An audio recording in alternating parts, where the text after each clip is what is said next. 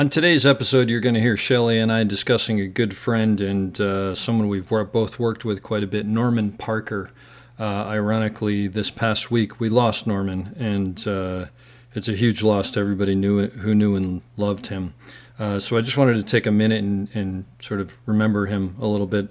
Norman was a focus puller when I started operating and taught me more about this business than probably anyone I know out there. He was also a really, really good friend of mine for the past 20 some years, maybe even more than that. I'm not even sure. He was hysterical and smart and kind and the type of person who, because this was back in the day, would throw cables at second ACs when they weren't the right one, and then take out $1,000 every Christmas and walk around and hand $50 bills to homeless people.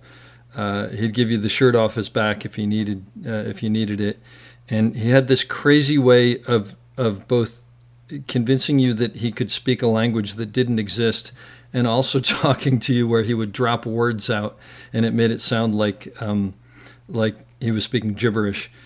He could convince anyone of anything, and there's so many stories. I could go on an entire podcast about him. I actually asked him if he would do a podcast once, and he said, no, I don't have anything to talk about, which was complete BS.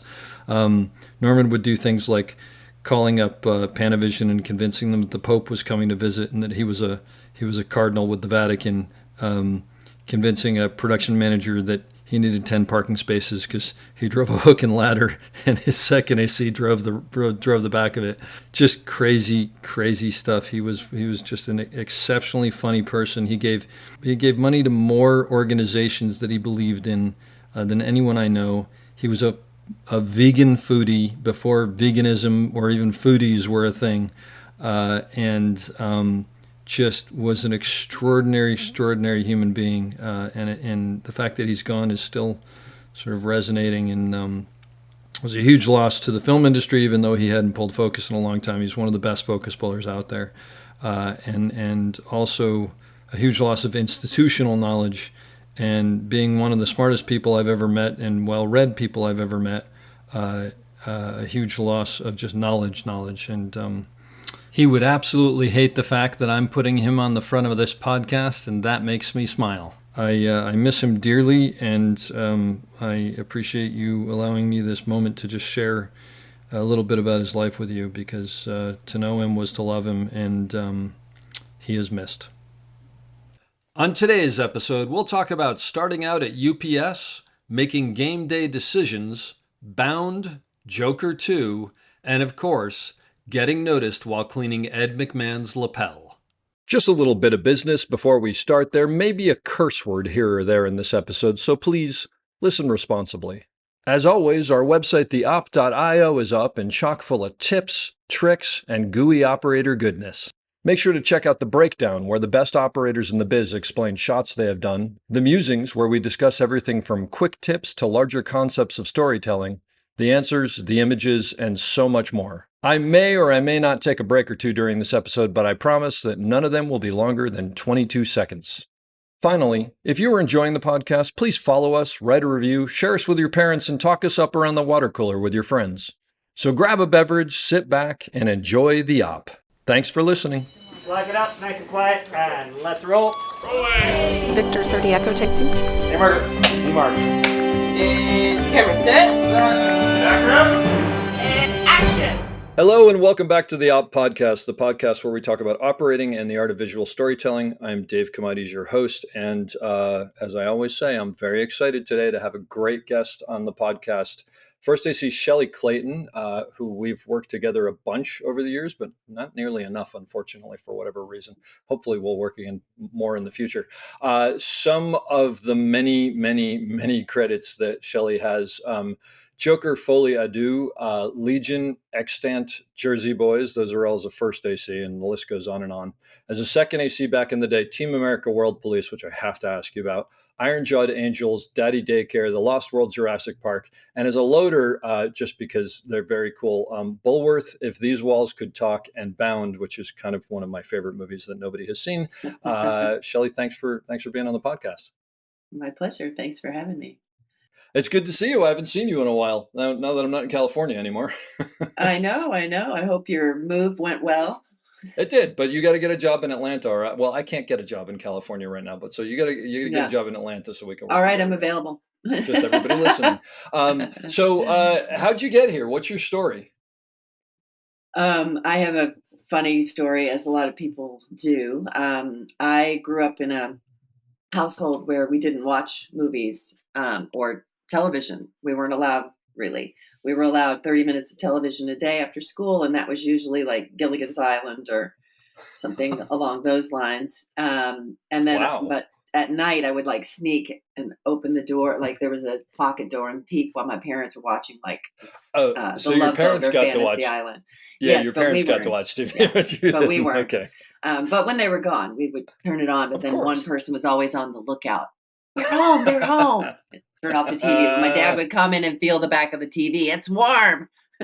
No way! Any- Wow, that's Anyway, great. yeah, the first movie I saw in theater was eighth grade graduation, and it was the one day we had free, and it was Poltergeist. I mean, talk about a first movie. Oh my Well, so God. what are you? You're like 12 years old or something like that, No, or 12? I was like I don't know what. 14. 14. Okay, I don't know what 14. it is anymore. Yeah, So, because oh I wow. was the oldest in my class. Anyway, so I was like What 14.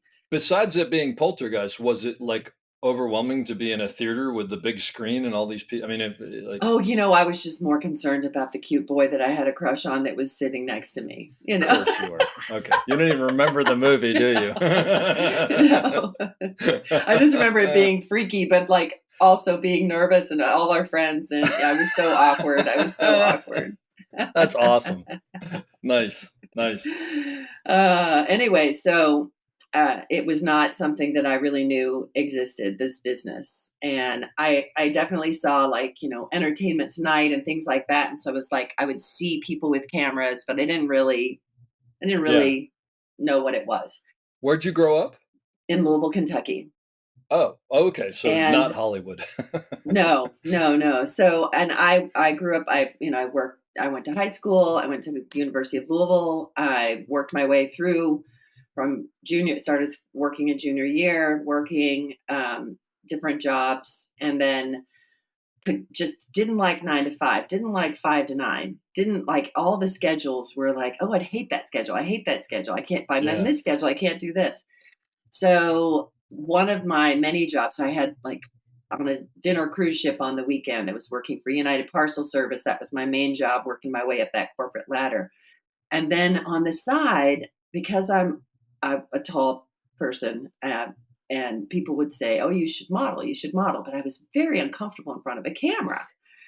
And so I went to this modeling agency, and they took pictures, and they were very awkward. But then when we would be in person, I would get the jobs for the the uh, the live jobs, like the runway Oh, jobs or the personality jobs or things like that. So I just said, okay, I'll do that. I'm not comfortable in front of the camera. wait. So you were like a So runway model? local, very Yeah, but local. still, Yeah. that's that's great. Yeah. No. That was fun because that's just like, there's just a big spotlight, and you're just, walking, and that was fun. That was fun. But so they sent me on a job to be a Southern Belle at a Kentucky Derby party. And the biggest Kentucky Derby party is the night is a couple days before. It's the Bill Samuels has a Derby party, and he's the man who makes Maker's Mark. So Oh, he so has this is this. like a well-known thing in that world. This Yeah, is like huge. a big deal. Kentucky Derby is like the one time of year when Louisville, Kentucky is the place to be. Like celebrities, people from Yeah. all over the world, the Oh, wealthiest people in wow. the world who are into horses go there. There's an actual area in Churchill Down called Millionaires Row, and Whoa. that's where they all sit. Oh, I had And no idea. Wait, it's so back up for a second. As someone who grew yeah, up in Connecticut and has no idea about the South, although in Atlanta, yeah. so I'm sort of beginning to learn some things. What does it mean sent to be a Southern belle? What So exactly does that mean? just as a ambiance at the party, like But like you have to I had to dress a certain way yeah, and there are yeah. So I had to mannerisms, go like to a it's a costume whole. shop and get a dress, and Ah, then I was walking around the party, as a Southern Belle. So they had 4 of us walking around as Southern Belles at this party. Wow. Okay. So I was having the time of my life. The other models were so pissed because they felt this kind of job was beneath them. And I was like, this is so much fun. What are you talking about? Get to walk around, talk to everybody. And so Ed McMahon was there, which some of your people will know who that is and some won't. Yep. Ed McMahon was Johnny Carson's sidekick. Am I right? Yeah. Yeah. Yes. He was Yeah. the guy who sat on the couch and laughed at everything, basically. Yeah. Here's Johnny. There's him. That's right. That's right. So And he was just so there. everybody knows, Johnny Carson was a talk show host. You can look it up. It's funny. Yeah. So he was there, and because he was there, Lifestyles the Rich and Famous was there they were, I guess, doing a piece on him. So this is great. So Lifestyles the Rich and Famous, which used to be like one of the first celebrity kind of shows. Robin where they Leach. they would follow a celebrity around. So Robin Leach wasn't there. This was a background crew. So it was a director, a boom operator, and a camera operator. And they were just following around getting pieces for their shoot. And at one point, as I was standing near him, someone walked by and spilled wine on him. Well, I'm the Southern Belle, so of course, here, let me help you. So I'm like, it's like his lapel, and helping clean. And I look over and the camera's pointing at me. And again, I'm like, what? And so I see that, someone's holding the camera, and one guy's telling him what to do. And there's this boom operator. I don't know what it was, but I was like, it's a big fuzzy thing. And they were just, and if you ever get a piece of this, I've never seen the footage, but apparently as soon as we get off, apparently I'm in this. But I was just so fascinated. So then they kept following me around because then they thought this was funny. Yeah. So when I was done, I went over and I was like, what are you guys doing? What is happening here? And they're like, oh, we're just getting footage for this. And I was like, you mean that's a job? How old are you at this point? 24. Okay. All right. 24 or 25. So I'm like climbing the corporate ladder at UPS and just ready to keel over every day because I'm like, oh, this is so boring. And it just was, there was something about it that was great. There was a certain amount of security it offered, but I always wanted to move to California. Then this was, it was just like, I couldn't figure it out. Yeah. So they said, we're actually going to this other party tomorrow night, which is the Barnstable Brown party, which is the Doublemint twins. The original Doublemint twins are the Barnstable twins. Wow. Okay. And so they have this big house. Huge. And they have the celebrity party and all the celebrities go there. So they said, why don't you come with us and you can carry some of our stuff? And I was like, okay. So I show up. Right. I show up the next day. I have to go find another dress. I show up the next day. And as I'm walking through the gates carrying this stuff, it's like all my friends, because it's the kind of thing, it's in my neighborhood, but it's like the big house in the neighborhood. Yeah. And you go and you watch the celebrities come in, and I'm walking in there. And my friends are like, Cheli, what are you doing there? And I was like, because you've been invited to the big party when it's always like we watch. I see. Yeah. Yes. Yeah. Oh, wow. So I go in. I remember sitting down at a table. So I just helped them carry stuff in. And then they were like, okay, just go over there. And when we need you, we'll call you. Yeah. So at one point I stood up, and as I stood up, I turned around. Another woman who was exactly my height, I'm 6 feet tall, turned around and we met eyes, and it was Brooke Shields. And she goes, whoa. And I said, whoa. And she goes, this doesn't happen every day, does it? And then she introduced herself. Yeah. What's funny is I'll cut away for just a second. Years later, I was out in Los Angeles. I was doing promos for Suddenly Susan. I was going to ask you if you ran into her. Yeah. Yeah. So I walk out with my tape measure, and she stands up and she looks at me and she goes, whoa, this doesn't happen every day. And I laughed and I said, that's exactly the same thing you said the last time we did this. And she said, have we met? And I said, Barnstable Brown party. And she goes, oh my God, we did meet. Oh, that's so great. This is so great. I have to tell you, I hope nobody's bored listening to this, because this is like the same old story that everybody has of how they got in the business. This is great. This is fantastic. So, and were you totally starstruck? Because Brooke Shields was a huge actress at that point, right? What year is this? I have not seen any of her movies. I've only seen Oh, that's I've right. only seen the ads.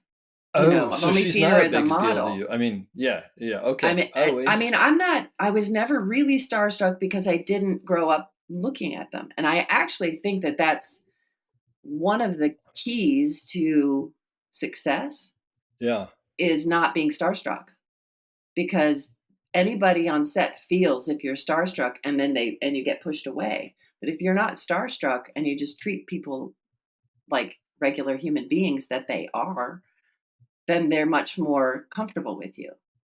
it's So I great. think that Yeah, that actually worked in my yeah, favor. yeah, yeah. Anyway, so after that uh, incident, I was like, I want to do this. I got to figure this out. So they said, well, we'll be back and we'll call you. So I was like, the next year they called me. So they called me and they said, we're back for doing MTV Sports. So can you take off work and come work with us for a week? And I was like, yes. So I took my vacation for the whole of Derby week. I got paid like, $100 a day. And I was like, woohoo! And 14-hour days. My first job was to pick up Dan Cortese, who was the host in my Toyota Corolla. And yeah, I remember I pulled up to the airport and he got in the back seat of my Toyota Corolla, and I thought that was really funny. This is so great. Yeah. So I did, the whole thing with them again. I went to all the events. I carried everything. This time they had the person who was operating the camera was a woman. Oh, So I don't remember her name. I wish I did. But so they had me running around with her and carrying this really heavy bag with these big round things that every now and then she would go, give me a new mag.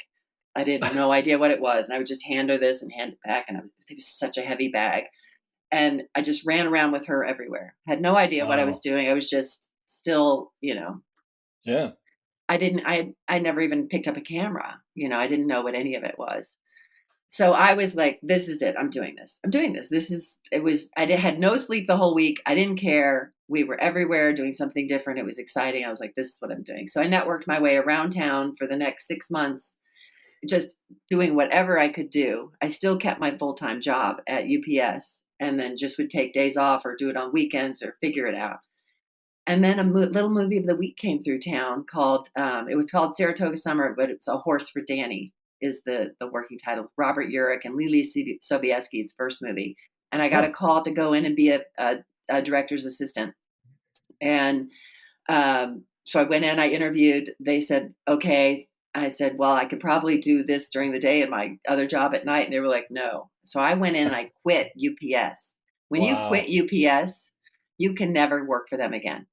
Now I was heading straight for stock options, 3 weeks vacation. And I went in there, I was like, goodbye, I'm going to work on a movie. Wow. And They thought I was, was there part of you that was sort of like, am I doing the right thing? Or were you just like, no, nope, I'm committed. That's no, great. Good for no, you. no. I was like, I'm going, this is what I'm This doing. is what I'm doing. That's so Yeah. great. So I quit my job and I called them up and I was like, I'm coming in. There's like, oh, we're so sorry. We had to hire somebody else because she has more experience. And I was like, oh no, you don't seem to Oh. understand what's just happened. So they said, oh. So, and the production coordinator who called me was a friend. And so she was like, we got to find something for her. So Yeah. I ended up going from director's assistant to craft service assistant. Oh, assistant, craft service assistant. Wow. Okay. All right. Still an important job. It gets you Yes, on the yes. set. You meet people. So yes, Yep. but this is going to tell you how I get into the camera department. So Yeah. I show up.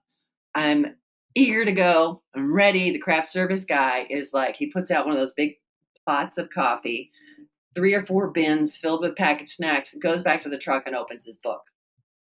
So I'm standing at the craft service table, looking around. People are walking up. They're like, everyone's unhappy. I'm walking around meeting people, talking to people. And before you know it, people are like, oh, this is the worst craft service ever. And I was like, well, what does craft service normally look like? And so they told me. So I went around and I went to the craft service guy and I said, hey, can I go shopping tomorrow? And he's like, yeah, sure. So I went around to every person on the crew and I said, if there was one thing you could have on the table, what would it be? Oh, it's And genius. I remember there's a first AD named Susan Carpenter and she said, Tab Cola. And then the gaffer, Austin Goss, who RIP, is no longer with us, but he wanted watermelon Jolly Ranchers. And everybody had their thing. And then It's I amazing to also, me that you remember this stuff. because I have told this story, and those were That's two that great. really those were two requests that really stood out to me. Yep. So I also got this tiny little cappuccino machine. So the next day, people come in and they're like, "Oh my God, everything's here," and everything was great. So it's good. So now I'm walking around waiting on people. Can I get you something? Can I get you something? Can I get you something? And at lunch, I made cappuccinos. I'd never made cappuccinos before, but I made cappuccinos. So I walk around and give everyone a cappuccino, and everyone takes a cappuccino. The next day, I came around with cappuccinos. No one took a cappuccino. Oh. This tells me craft service coffee making was not my forte. Oh, I see what you're saying. Understood. Okay. All right. Well, that's good However, because you might still yeah, be stuck there. So that's a good thing. right. So, Not however, the stuck there. camera That's not the right. department, this camera department, the 2 second ACs, um, Jacqueline Nivens, who is still working as a second AC. She's in the Mhm. NCIS. She's been on NCIS for Oh like a yeah, million Oh years. yeah, I've worked with Jacqueline, Jackie. yeah, Yeah. and Absolutely. yeah, and then Celine, her last name now is Ciascio, but it was Hayes at the time. She's this pistol of an A camera second AC, and Maggie Bates was the loader. So 3 women, and this was 1994. So That again, was I'm thinking rare, this is a right? very normal thing because now my two of Yeah. my experiences have been women in the camera department. So I'm not Oh yeah. thinking there's anything abnormal about this at all. Yeah. So they were the girls I was drawn to. Like I just didn't really feel makeup, hair, and wardrobe because I was just not that. I wasn't. It just wasn't my. I don't know. I wasn't into makeup and clothes and things. I was more into like, oh, I want to carry these. I want to run. Like want to work. Want to work. Yeah.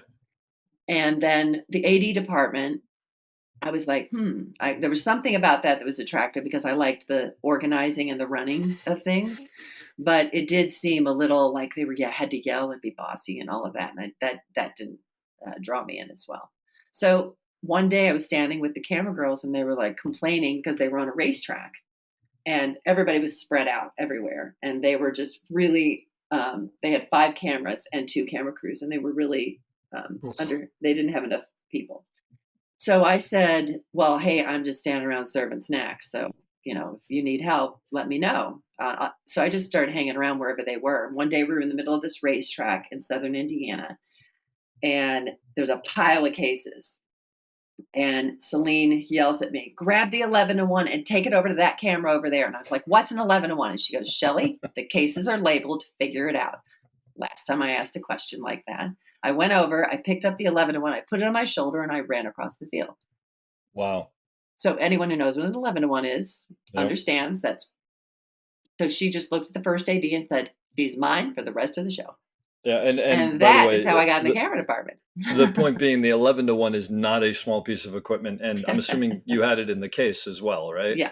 Yeah. Yeah. That's a But bit. I'd I mean, also been working at UPS for 5 years. Oh yeah. Okay. So, and I worked in the international multiples, which means nothing to everybody else, but it's like a lot of moving the cases, Yeah. and So then a lot of so up you were and ready for it. down, and Yeah. so I was very physically was like, oh yeah, Yep. pick that up, put it on my shoulder, and run. And Oh, that's great. that's how I got in the camera department. And so they basically were like, "We get no one's taking her. She's ours now." Yeah, so I just had to, but the craft service guy said she's still got to set up in the morning with me, and she's still got to clean up at the end of the day. So I didn't unload and load the camera truck, but I was with them all day long. Great. And so how much longer was the movie? How long did you spend 4 with them? weeks. And Wow. Which yeah, just boot camp, right? Like yeah, learning every day. yeah, yeah. That's And then great. it ended, and then I had no job.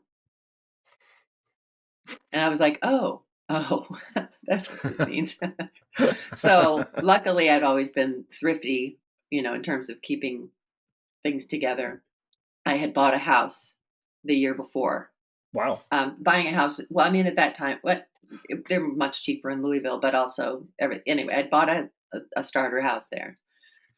But my uncle lived in San Diego, and I had always wanted to move to California. When my parents split up when I was 15, he flew us out, and I got off the plane in San Diego. I was like, oh, this is where I was supposed to be. So I was just always trying to figure out a way. So first I went after that movie wrapped. That was in Atlanta based, which was Joe Thomas. I don't know if you know Joe.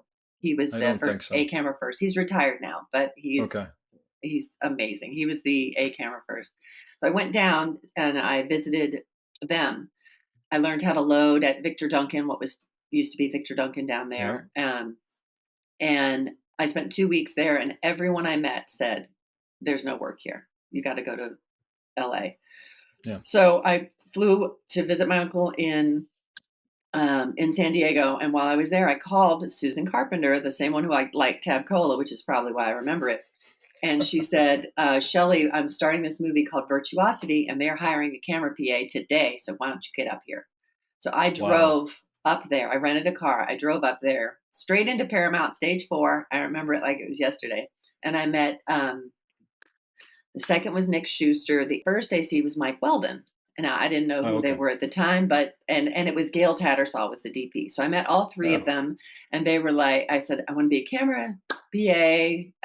I'm, just starting out." And they was like, "When can you start?" And I was like, "Well, I would need to go get my car in Kentucky and drive it out here. So next week." And they were like, "Okay, great." So I was like, "Oh my God, I have a job." So I drove back to Wow. San Diego. I changed my flight. I flew back to Louisville. I told my boyfriend, "I'm moving to California. Oh my gosh. Sorry.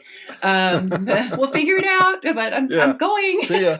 But he did drive out with me so that we could Okay. drive Oh, straight through. there you go. And then he Yeah. flew back. Okay. I got here in 3.5 days, and I called them, and Mike goes, "Shelley, I'm so sorry. Oh no, I know. Oh my gosh. We had to hire the producer's son." Oh, and it's even worse. Okay. All Yeah. right. And so I was like, "Okay, well," Yeah. but at the same time, I was like, It got "I'm your car here. out there, right? You're there. I'm Yeah. here. I'm here." But And I had a look, couch to sleep on, and so I okay. stayed. So I want to back up a second. Number Mhm. one, driving into Paramount, you just sort of said, "And I'm driving into Paramount." Like, was that? I mean, Yeah. was that like? I mean, because I remember the first time I went ever went on a studio, I was like, "This is unbelievable." Or what? I mean, was it just It sort of was like just a big warehouse to me you because didn't? it looked just like That's so UPS. funny. It was Yeah, a big warehouse, and I was like, "Oh that's. my God." And there was a I guard kind of shack, and figured. Yeah, I kind of figured that would be your answer, but I just had to ask. And clearly, on top of that, you didn't realize how amazing everything that was sort of falling into place, even though it eventually no, didn't. Was no, it was just no, like, oh yeah, I'm doing this and I'm doing that. That's great, no, and no. yeah, that's fantastic. Yeah, Wow.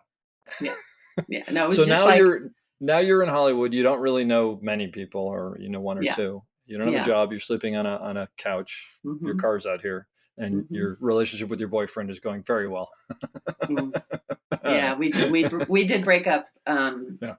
maybe about 2 months later. It was just like clear a lot of it was just clear that this was my life, and Yeah. his life was very much there, and Yeah. so yeah. So But how'd you go about, I mean, how do you go about meeting people? Like, how do you go about networking and well, I had before I left, I had gotten whoever knew whatever. I'm very good at the networking part. yeah. And there was one person I worked with at UPS, one of my employees, her uncle worked in accounting, and he was here doing payroll on the movie Boys on the Side.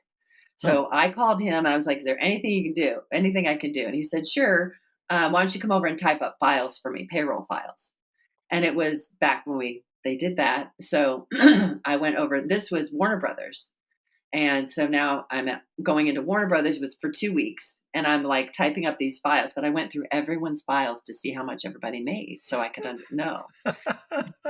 And then I was reading the contracts, and that's when I learned, like, who one actor couldn't have a bigger trailer than the other actor, and Oh, it literally there said was this oh stuff. yeah, it literally says this in the contract. Wow. Like, this person has to have the best trailer, this person has to have the best this. Hmm. So it was educational, and it got me a little money. Yeah. Besides that, it never went anywhere. Another I just started calling different people. The movie on the DP on the movie that was in Kentucky was Steve Fierberg. Okay. And so I called him. He gave me some names to call. I called them. I got, just little jobs coming here and there. And then um, at a certain point, I was referred to be a video playback person on Bound. And at that Oh, time, it was the Combo 8, so video playback is they just needed someone to stand beside the directors and Yeah. hit record and then Yeah. stop, rewind, play.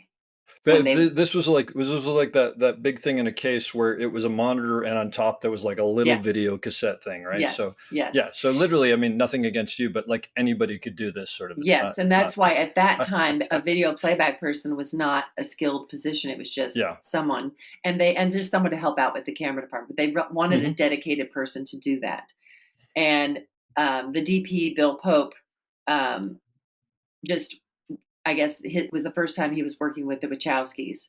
Yep. And It was the first time they did anything. It was Actually. it was their first movie, and Yeah. they were incredible. It was like Do you, every you time. know the story? Do you know the story? Sorry to interrupt. Do you know the story Yeah. about how Bound how Bound came about? The Wachowskis went to Joel Silver and a couple Yeah. other people, I guess, with Matrix, and Right. he apparently said, "This is unbelievable, but you've never done anything. You need to go Yeah. and make something to prove that you can Yeah, do this." yeah, And I so think I do I think remember they that wrote now. and made Bound. Which, by the way, anybody who hasn't seen Bound, you should see Bound. It is Yeah. such an incredible movie. Yeah. It's You amazing. can And literally Bill did see, incredible work. like, as a punch goes, you can just almost see pow. Yeah. They're very comic booky about It's things. incredible. Yeah, Yeah. on every Yeah. level. It's Yeah. At a certain point, so I had called the gaffer from that movie, Austin Goss, and he was doing a movie called Steal Big, Steal Little up in Santa Barbara. So he said, come up and meet the camera department, which is Suzanne Trucks. We love Suzanne. Nice. I drive up to Santa Barbara, and there meet the camera department, and Suzanne says, I'm getting ready to start this movie, Nixon. And wow. I know Rick Sobin, the 8-camera second, was prepping at Panavision Tarzana Okay. that day. This is the Oliver Stone movie, Nixon? Yeah. Wow. Yeah. Okay. Jeez. So I called Rick. I went to the payphone, put in my quarter, and called Rick Sobin, and he said, yes, I need help. Can you come now? And I said, yes. So I got in the car in Santa Barbara, drove back to Tarzana, and went in, and I spent 2 weeks going in every single day. I was scrubbing cases with a hot iron and the glue remover and all of that, cleaning all the cases, labeling all the cases. Back when we used to, they had print, you had to cut them out, you had to put tape, then you had to put JLAR, labeled everything. Gregor, the Tabner, the 8-camera first, he was very focused, very, very focused. Great first AC, and now a great operator. Yes. And I learned so much from Gregor, and I'm really glad that was my first experience, just because it just really showed me what the stakes were for everything. But about one day before they were supposed to ship, the video waitress, we'll call her Marty, something like that, called, and her car had broken down in the Midwest and wasn't going to make it for the first week. So Gregor turns around. The first words Gregor says to me is, "Are you available next week?" And I said, "Yes, I am." "Okay, you're on. I got you covered." So my job for the first week is to be the video waitress for Oliver Stone. When you say video waitress, what exactly does that mean? Well, it means you tool around the big Rubbermaid with little cup holders, and you plug in the video. You make sure they put the big floppies all around it. Okay. Make sure his chair is there, and make sure he's got his coffee. All of which is extremely important, actually. But even though it doesn't sort of sound like it. So that's what I'm doing. Now he's a little bit of a pig. And I have been interviewed for this. This has been made public in other arenas. Okay. But being that I'm coming from from Kentucky, I'm still wearing I'm still kind of hippie like, right? I've got my tie-dye shirt, my kind of baggy jeans with the ripped knees, but I'm not dressed in what I would say a particularly provocative way in any way, shape, or form. I'm there, I'm working. To do the work. Yeah. Right. But he's kind of like a little smarmy, and I'm like, okay, but I'm just, keeping, because I know anybody who's worked with me over the years knows that I'm game face on. I'm very professional. Yep. So at one point he's like, "Come here, I need you to adjust my monitor. Come over here. And he's sitting right up on top of the monitor. So I sort of tuck myself around the side and reach around this way to do what he's wanting me to do to the monitor. And that man reaches around and picks me up right between my legs. What? And I spun around. I stuck my finger in his face. You're going to have to bleep. I don't give a fuck who you think you are. You do not touch me. You do not ever touch me again. God bless He you. bolts back in his chair and looks at me like I'm crazy. And again, I don't know who he is. He's just some man who accosted me. I don't know if he's some director, Academy Award winner, whatever. I don't know any of that, but I just know he just accosted me. So he sits back in his chair and he looks over at Bob Richardson and goes, "Bob, I like this one. Let's keep her." Oh, God. So the production manager comes over. Lenny, let's figure out a deal with her. She's staying. So Lenny's like, "Okay, well, what department do you want to be in?" I was like, "Camera." And so now the camera department had already been trying to get a PA in there. They couldn't get one. Now they have one, and it's not the person they want. So here I am. I have no idea, but so I'm just, the only thing they'll let me do is label the slates and carry batteries, and I have to carry, like, Bob. I remember he threw me his jacket and his bag, literally threw them at me on the first day and said, "Those are your responsibility." Okay, so this went on for a month. Meanwhile, Oliver continues anytime he sees me. Now I'm no longer his waitress, but anytime he sees me, it's like coming up and trying to poke me in the stomach, and I'm like, hands off. Like, we already went through this. We don't need to do this. So one night, his assistant, this big tall guy named Richard, came over to me and said, "Hey, you're going to come out with us tonight." And I was like, I'm actually not, but thank you. He's like, "No, we're going to bring the limo. We're going to bring the limo around by the camera truck at night. And you come with us. It'll be so much." I was like, "Actually, no, I'm not going to do that." But thank you. That's very kind of you. So that at the end of that week was a Friday. And like Henry Turrell, be camera first, and Lukasz Bielin, be camera second. Oh my gosh! These way back in the day before these guys were great operators. That's fantastic. Yeah. They were my buddies on that. And then Dave Emmerichs was a camera. Oh no, Dave Emmerichs was B camera, steady camera operator, and we just worked together. We just worked together for the first time since then. And it was so great. It was so great. That's like an amazing group of people. Good Lord. Those three were on one camera together. Wow. And then the A camera team was very busy, but I was very insecure, and I thought, do they like me? Do they not like me? I felt like I was doing a good job, but I just didn't know. So that Friday night, everyone's gone, and they keep having me. The second is the only one left. He keeps having me do things until everyone's gone. And then once everyone is gone, he goes, "Cheli, I'm afraid today was your last day." And I was like, "What?" "Yeah, we kind of need someone with more experience." And I'm like, "I'm an intern." I'm like, "They pay me $85 a day." "What?" He's like, "Yeah, I'm sorry." And I was like heartbroken. So that was just devastating. Yeah. I did find out years later, I got called to go in on Kill Bill to replace somebody for a few weeks. Mm-hmm. And I knew it was Gregor that was the A camera first. And I always thought it was him. Yeah. So now 7 years later, when I was on Nixon, I had long hair. Now I've got short hair. I look totally different. I'm a seasoned second AC, been doing it for 7-8 years. Yep. I come onto the camera truck. I spend the whole day working with Gregor. At the end of the day, he's like, "You're really good. Can you keep coming back?" And I was like, "That would be great." And I said, "You don't remember me?" And he goes, "No, I have we worked together?" And I showed him my ID, and he goes, "Oh, you're the one we had to fire because you wouldn't sleep with Oliver." And I was like, dang. But you know what? I was so excited, actually, because I thought it was because I wasn't doing a good job. Yeah. I thought it was because they didn't like me. And I was like, well, okay, if you're going to get fired. Yeah. It's for not sleeping with Oliver Stone. That's a good reason to get fired. Yeah. Wow. That's an amazing story. Good Lord. Yeah.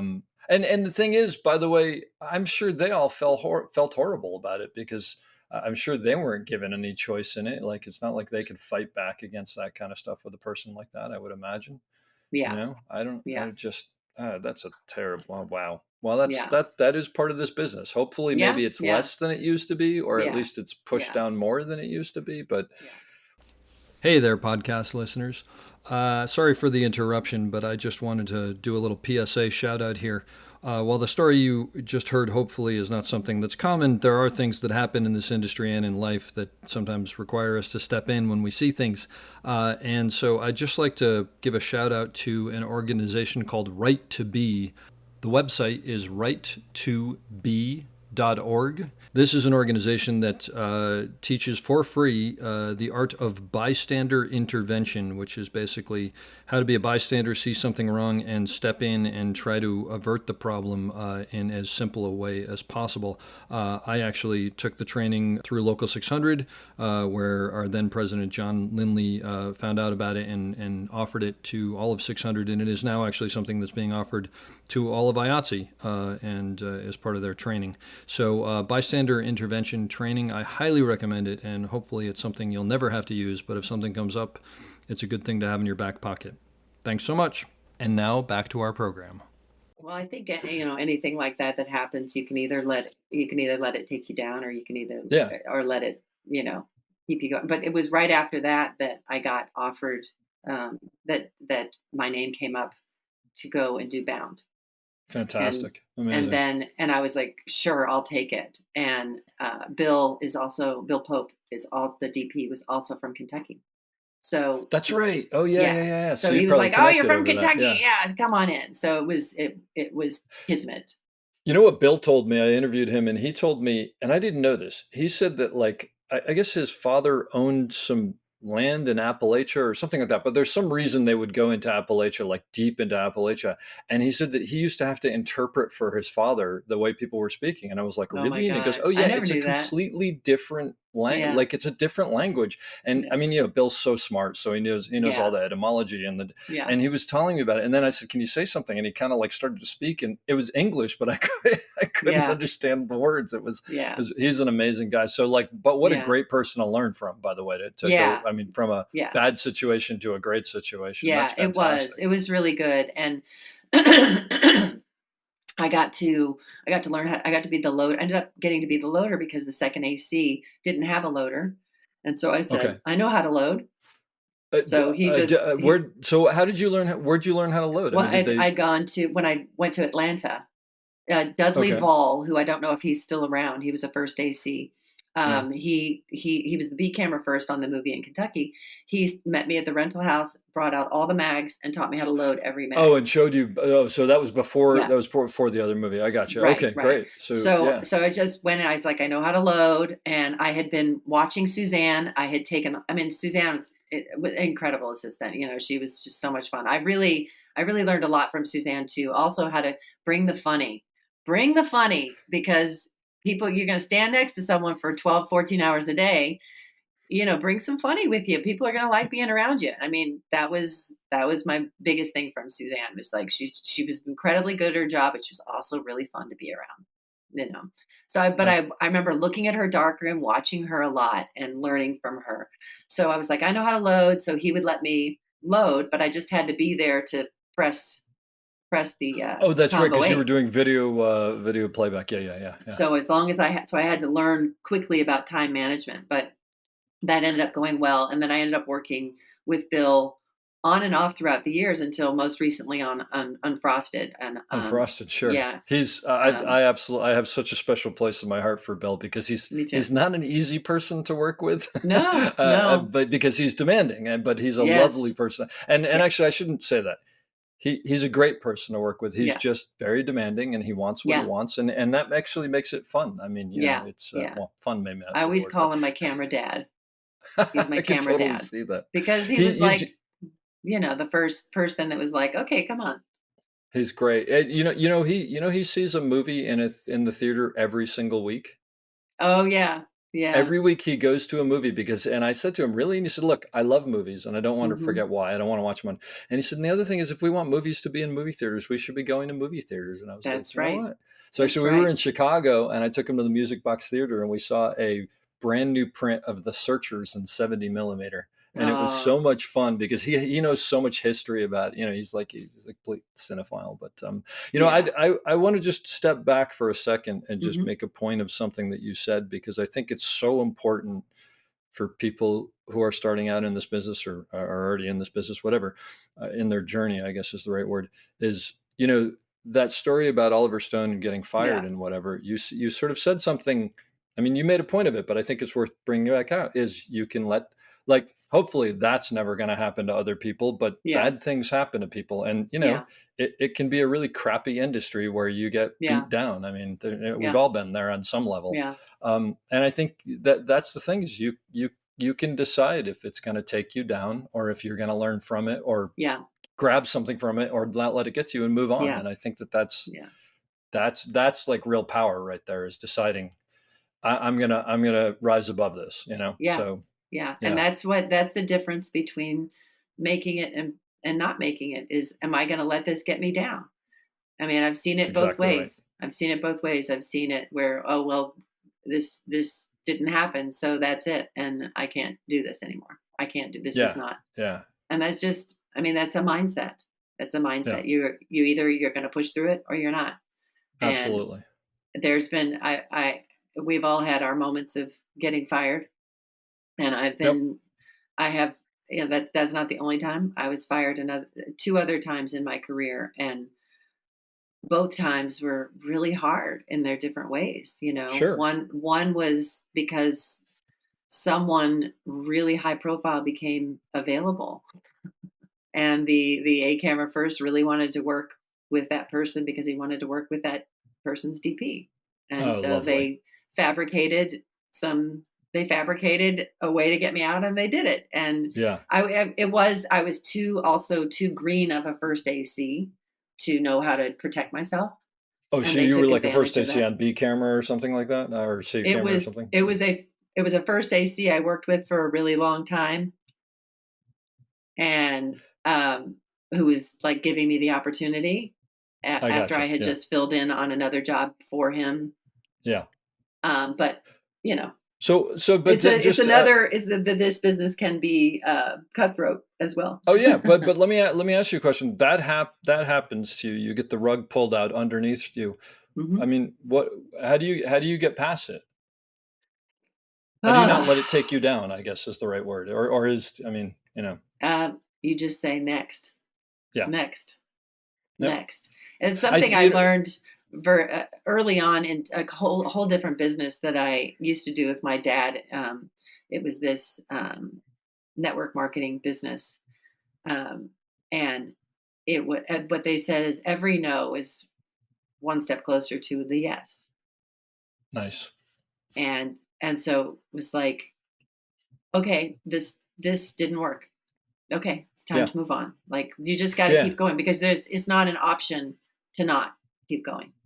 Absolutely. Well, and I think one of the things that I also, as we're talking about this, I realize, I've talked to so many people. I mean, I've done well over 100 of these podcasts now, which kind of blows my mind. I have way too much time on my hands, and so someone needs to hire me. Um, but is that this happens to every single person out there that I've talked to, and Yeah, they're all like yourself, very, very successful and have done well. And it's not. I think knowing that this isn't just me, that this happens to everybody helps. yeah, And yeah, going, all right, yeah, this wasn't the one, and you move yeah, on. yeah. Well, I want to move on to something. Well, first, before I Hmm. move on to the next thing I want to ask you about is, you worked on Bulworth, right? Yes, yeah, And that was kind of cool because Garrett Brown and his son Jonathan Brown were the camera hmm, operators and doing sort of yeah, co-steady cam. Do you have any good, like? yeah, Was it the first time you'd ever met Garrett?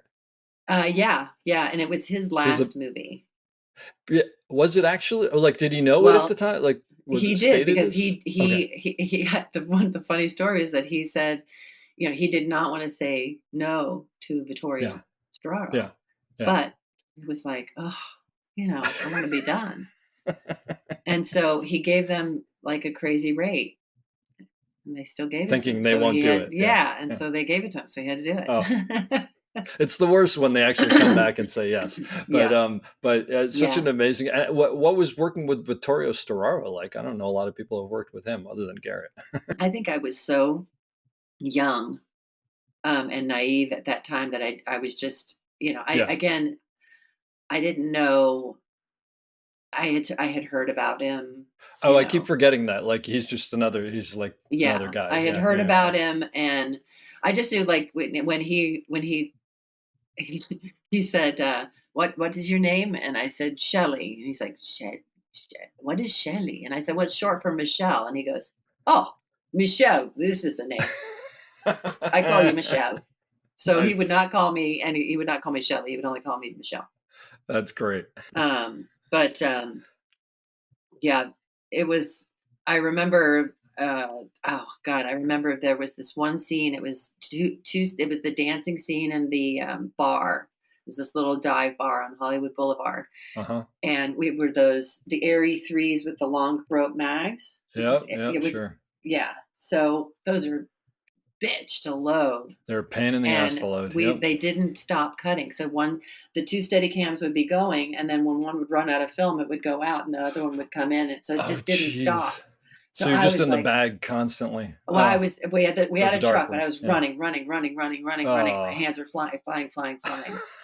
And there was another day we had three steady cams, and it was the Nicola Piccarini, I think is Nicola his name. Piccarini, sure. Yeah, Yeah. he came in. Yeah. He was the third one, and that was like a big speech. I remember it was in a big um, ballroom, and there Oh, was I a think I remember that. Yeah, he's yeah, he's like addressing the crowd, and I forget what he says, but there's something that he yeah, says that sort of takes yeah, everybody by surprise. Yeah, yeah, yeah, yeah. yeah. So That's yeah, so that. that was another day where it was like fingers were flying, fingers were Oh flying. my I did gosh, I have cannot. one lesson on Steadicam from Garrett, Oh, how and cool. but that was, and it was because I'm also tall, so he didn't have to adjust it too much for me. Sure. Yeah, yeah. Went up and down the hall, and he's like, "I'll make you the next Liz Ziegler." And as I put it back, I felt kind of a little pop in my knee. It wasn't Ooh, a But I had had knee surgery a few years previous, and I was just like, there was something that told me this might not be good for my body. I'm not. Yeah, yeah, yeah, yeah. So Well, that's smart. yeah, so That's I not going to didn't. happen. So I didn't. Uh, Yeah.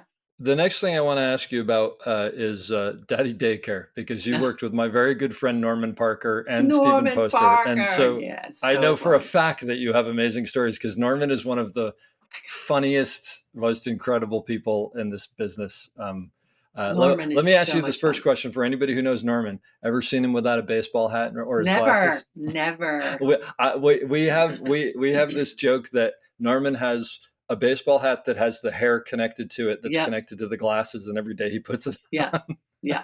Yeah. Norman um, was so much fun. No, he's the so much best. fun. I just remember Larissa. He's the Larissa only was on person. it. Yeah, Larissa. And he would call Robin Bursey. That's where I met Robin Bursey, who I work with a Uh-huh. lot. Um, Yep. he would call her Sparrow because her name was Robin, Okay. and he would say, "Sparrow, bring me a Perry B, not a Perrier, a Perry B." So he just always had he was just a He's funny guy. Funny he is guy. an interesting guy. He told me that that it was a very interesting show all over the place, and that there Yeah. was. I think he told me at one point that there was even like a built-in line item that was just for the time that they would kind of sit around, because Eddie Eddie Murphy time. was not there, and Eddie Eddie time. time. That's right. Yeah. And they just knew that was built into the budget. Is there was a Yeah. certain amount of time you wouldn't shoot, and Yeah. The electricians, and actually I'm just working with one of them who actually made this. It's his name is Dan Jones, I think is his last name. He made he put out a publication each week called Tough Guy Times, or tough guy Tough Guy times. Times, and it was Eddie Time, and there would be a section in it called Eddie Time, so things that would be done. And I was featured one week in Eddie Time, where I was That's vacuuming out awesome. my cart. I was vacuuming the cart. Do you have a copy of this? Oh no, I don't think I have it anywhere, but I'm going to see somebody if I can does. find it. You know what's really funny is I've found out more recently, and it just happenstance. There are a couple of these shows where people put out like Hmm. honest to goodness weekly Yeah, newsletters, like long yeah, before computers were a thing, and everything. I yeah, think it's yeah, hysterical. It shows how bizarre we all are, how much yeah, time we have on yeah, our hands. yeah. That's You know who great. was in that? One of the little girls, and we knew. We just knew. Elle Fanning. No way. She was 4 years old and was vamping in front of that camera. She was so stinking cute. We And just you could knew. tell she was gonna be someone. Oh, yeah. Ah, Which, I mean, her sister was Dakota, so you knew it's a already. family and a legacy and everything. That's great. Mhm. So how long how what when did you start second ACing and how long did you second AC before you jumped to firsting?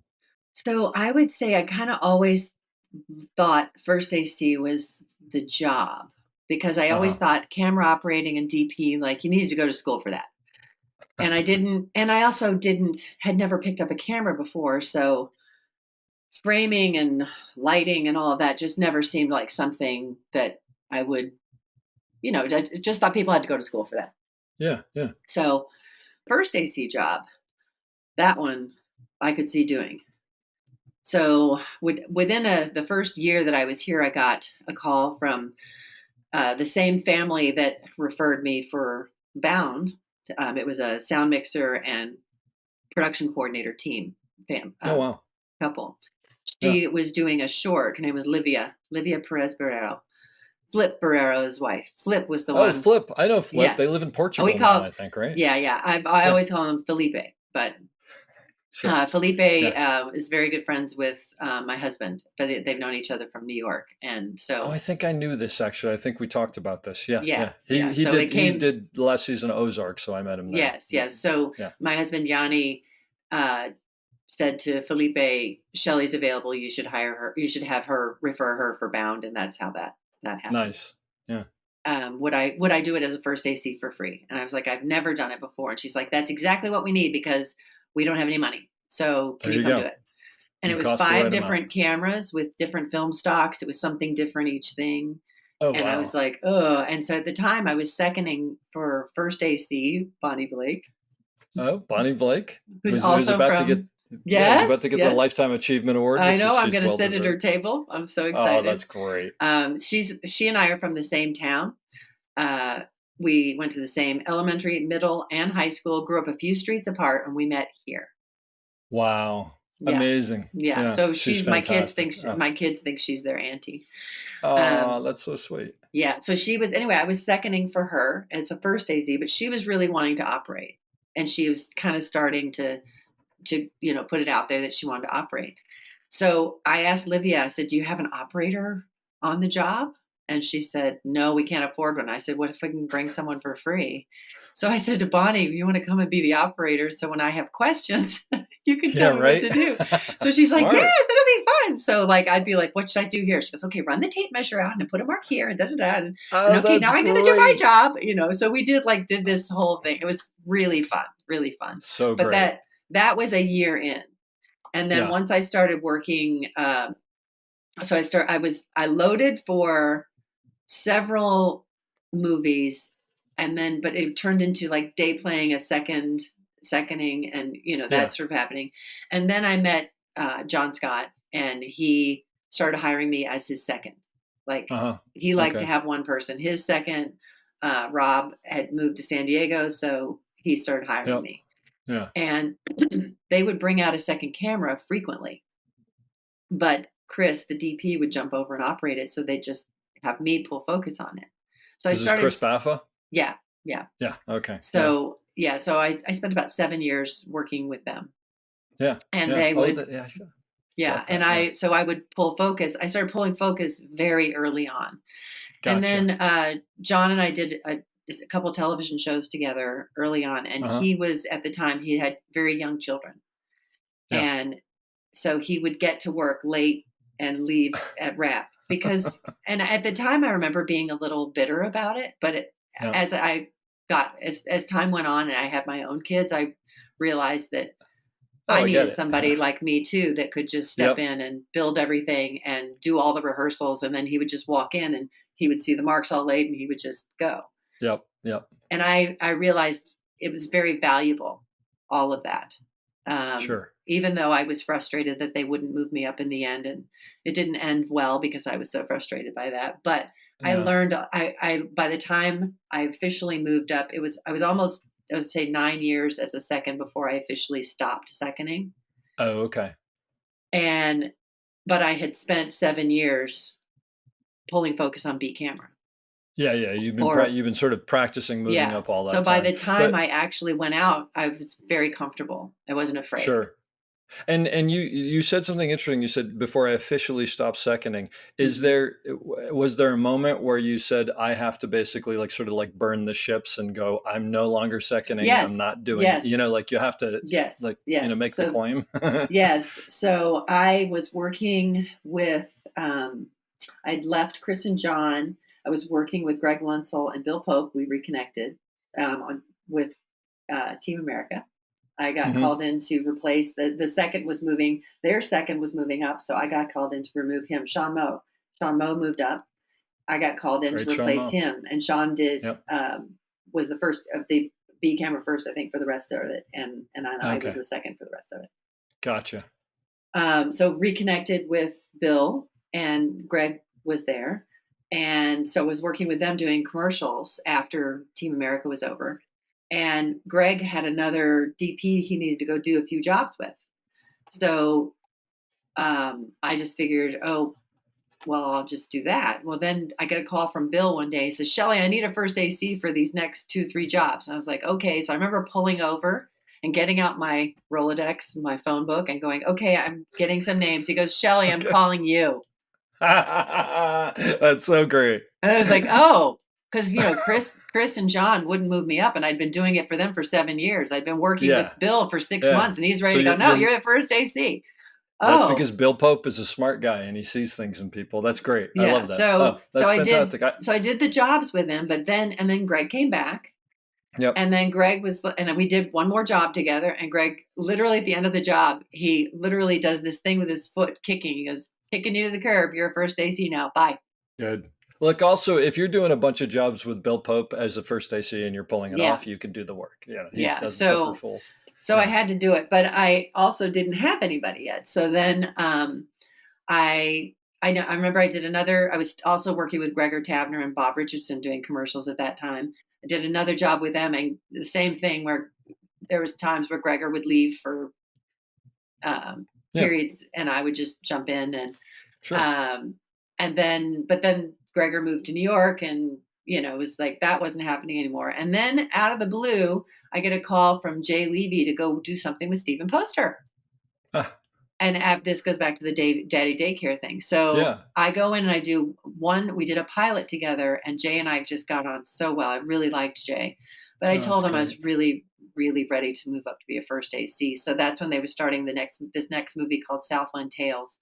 And I remember Steven came to Panavision one day, and we all went to lunch. And I remember getting in the car and looking at Steven and saying, Steven, I'm ready to be a first AC. If this turns into 2 cameras, I really would like to be Yeah. considered to be the B camera first. Good And for he you. was That's like, great. okay, I'll keep it in mind. That's So great. we all went out to lunch, and I think like in the next day or two, he says, okay, we're adding a second camera. And he says, who's going to be our second? And at that time, Jamie Stevens had been doing things with me.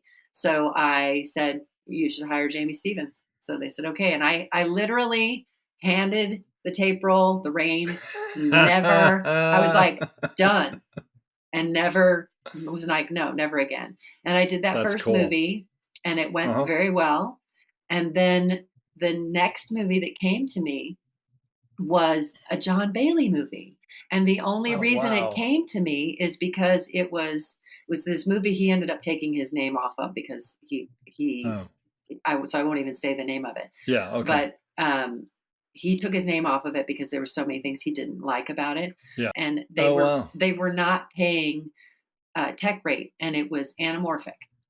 Yeah. And so nobody was doing it, everyone was turning it down. And somehow they got down to my name on the list. And I was like, heck yeah, I'll do it. I'll do anything right now because I needed the job. And Yeah. it was Yeah. anamorphic, and we didn't have any cinetapes or anything because this was just Oh, not what boy. they did.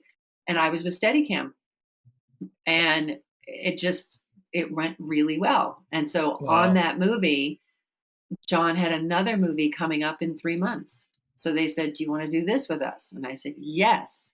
And that was Great. and on this movie, I found out I was pregnant with my daughter. Uh-huh. And so I didn't say anything. But when I showed Huh. up 6 months pregnant on this movie, John was a little uncomfortable. And I Oh, was like, jeez. everything's fine.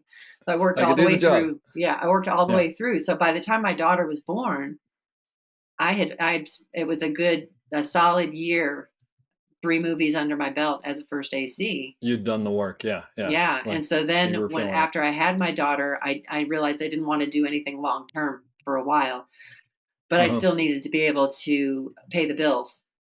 So I started only day playing and doing commercials. And so I Hmm. literally called every first AC and every second AC and every operator I knew and said, "This is what I'm doing. I'm day playing. You probably got the call.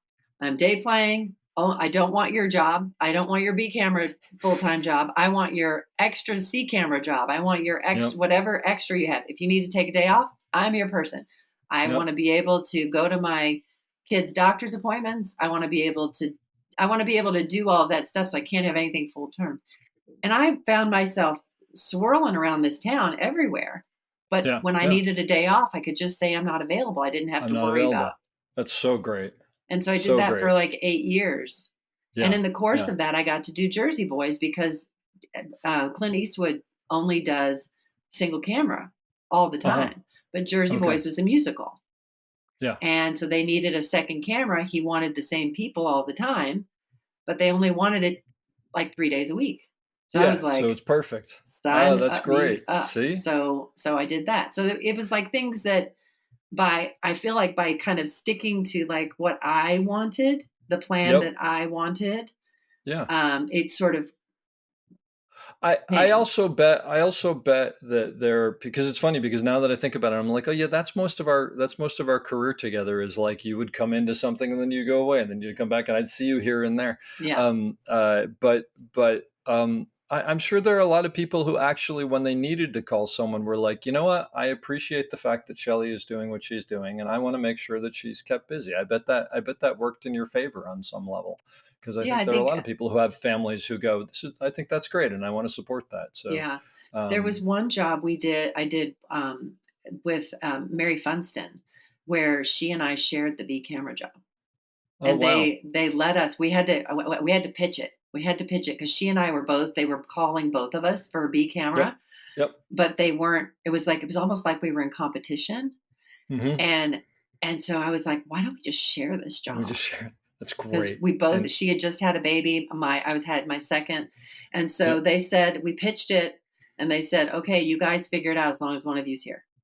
That's fantastic. And I, so I we did a did. show called I did a show called Happyish when I was in Connecticut. It was in New Mhm. York, and they really wanted me to do it. And I said, "Look, my kids are at a certain point. I don't want to be gone that long." And so we ended up working it out where Mark Caraviti and I Mhm. went every other episode. And Mhm. the way I pitched it to him, I said, "Look, you're going to get a brand new fresh operator every Yeah. episode. Yeah. It's Steadicam, so I'm still making an okay amount of money, and da da Yeah. da." And it was so great. And it's never happened again, but it was Yeah. so great because Yeah. both of us, he had kids too, and we were both like, yeah, well, I don't want a full job, I want to come and go, and it Yeah. was great. That's Yeah. fantastic. Yeah. Oh, that's so great. Yeah. I want to back up and ask you a couple. You told me about a movie called Iron Jawed Angels and Yeah. said that it was Yeah. it was. Tell me about that. So it was a great movie. Robbie Greenberg shot it, and I love Oh, Robbie. He's wonderful. great cinematographer. Yeah, Yes. yeah. Yes, so talented, so kind. Just, easygoing, but just really good, really good. I really enjoyed working with him. Um, I had done some day playing with Jay on some things with him. Uh, or was it with Jay? I can't remember. I can't remember the timeline there. But I had heard about this movie, and because it was about the women fighting for the right to vote. Hmm. And it was going to be in Virginia, and it was while I was on daddy daycare, and they were not going to carry me. I was the B camera second onto the stage when they went to stage for daddy daycare, and this was Okay. starting right around that same time.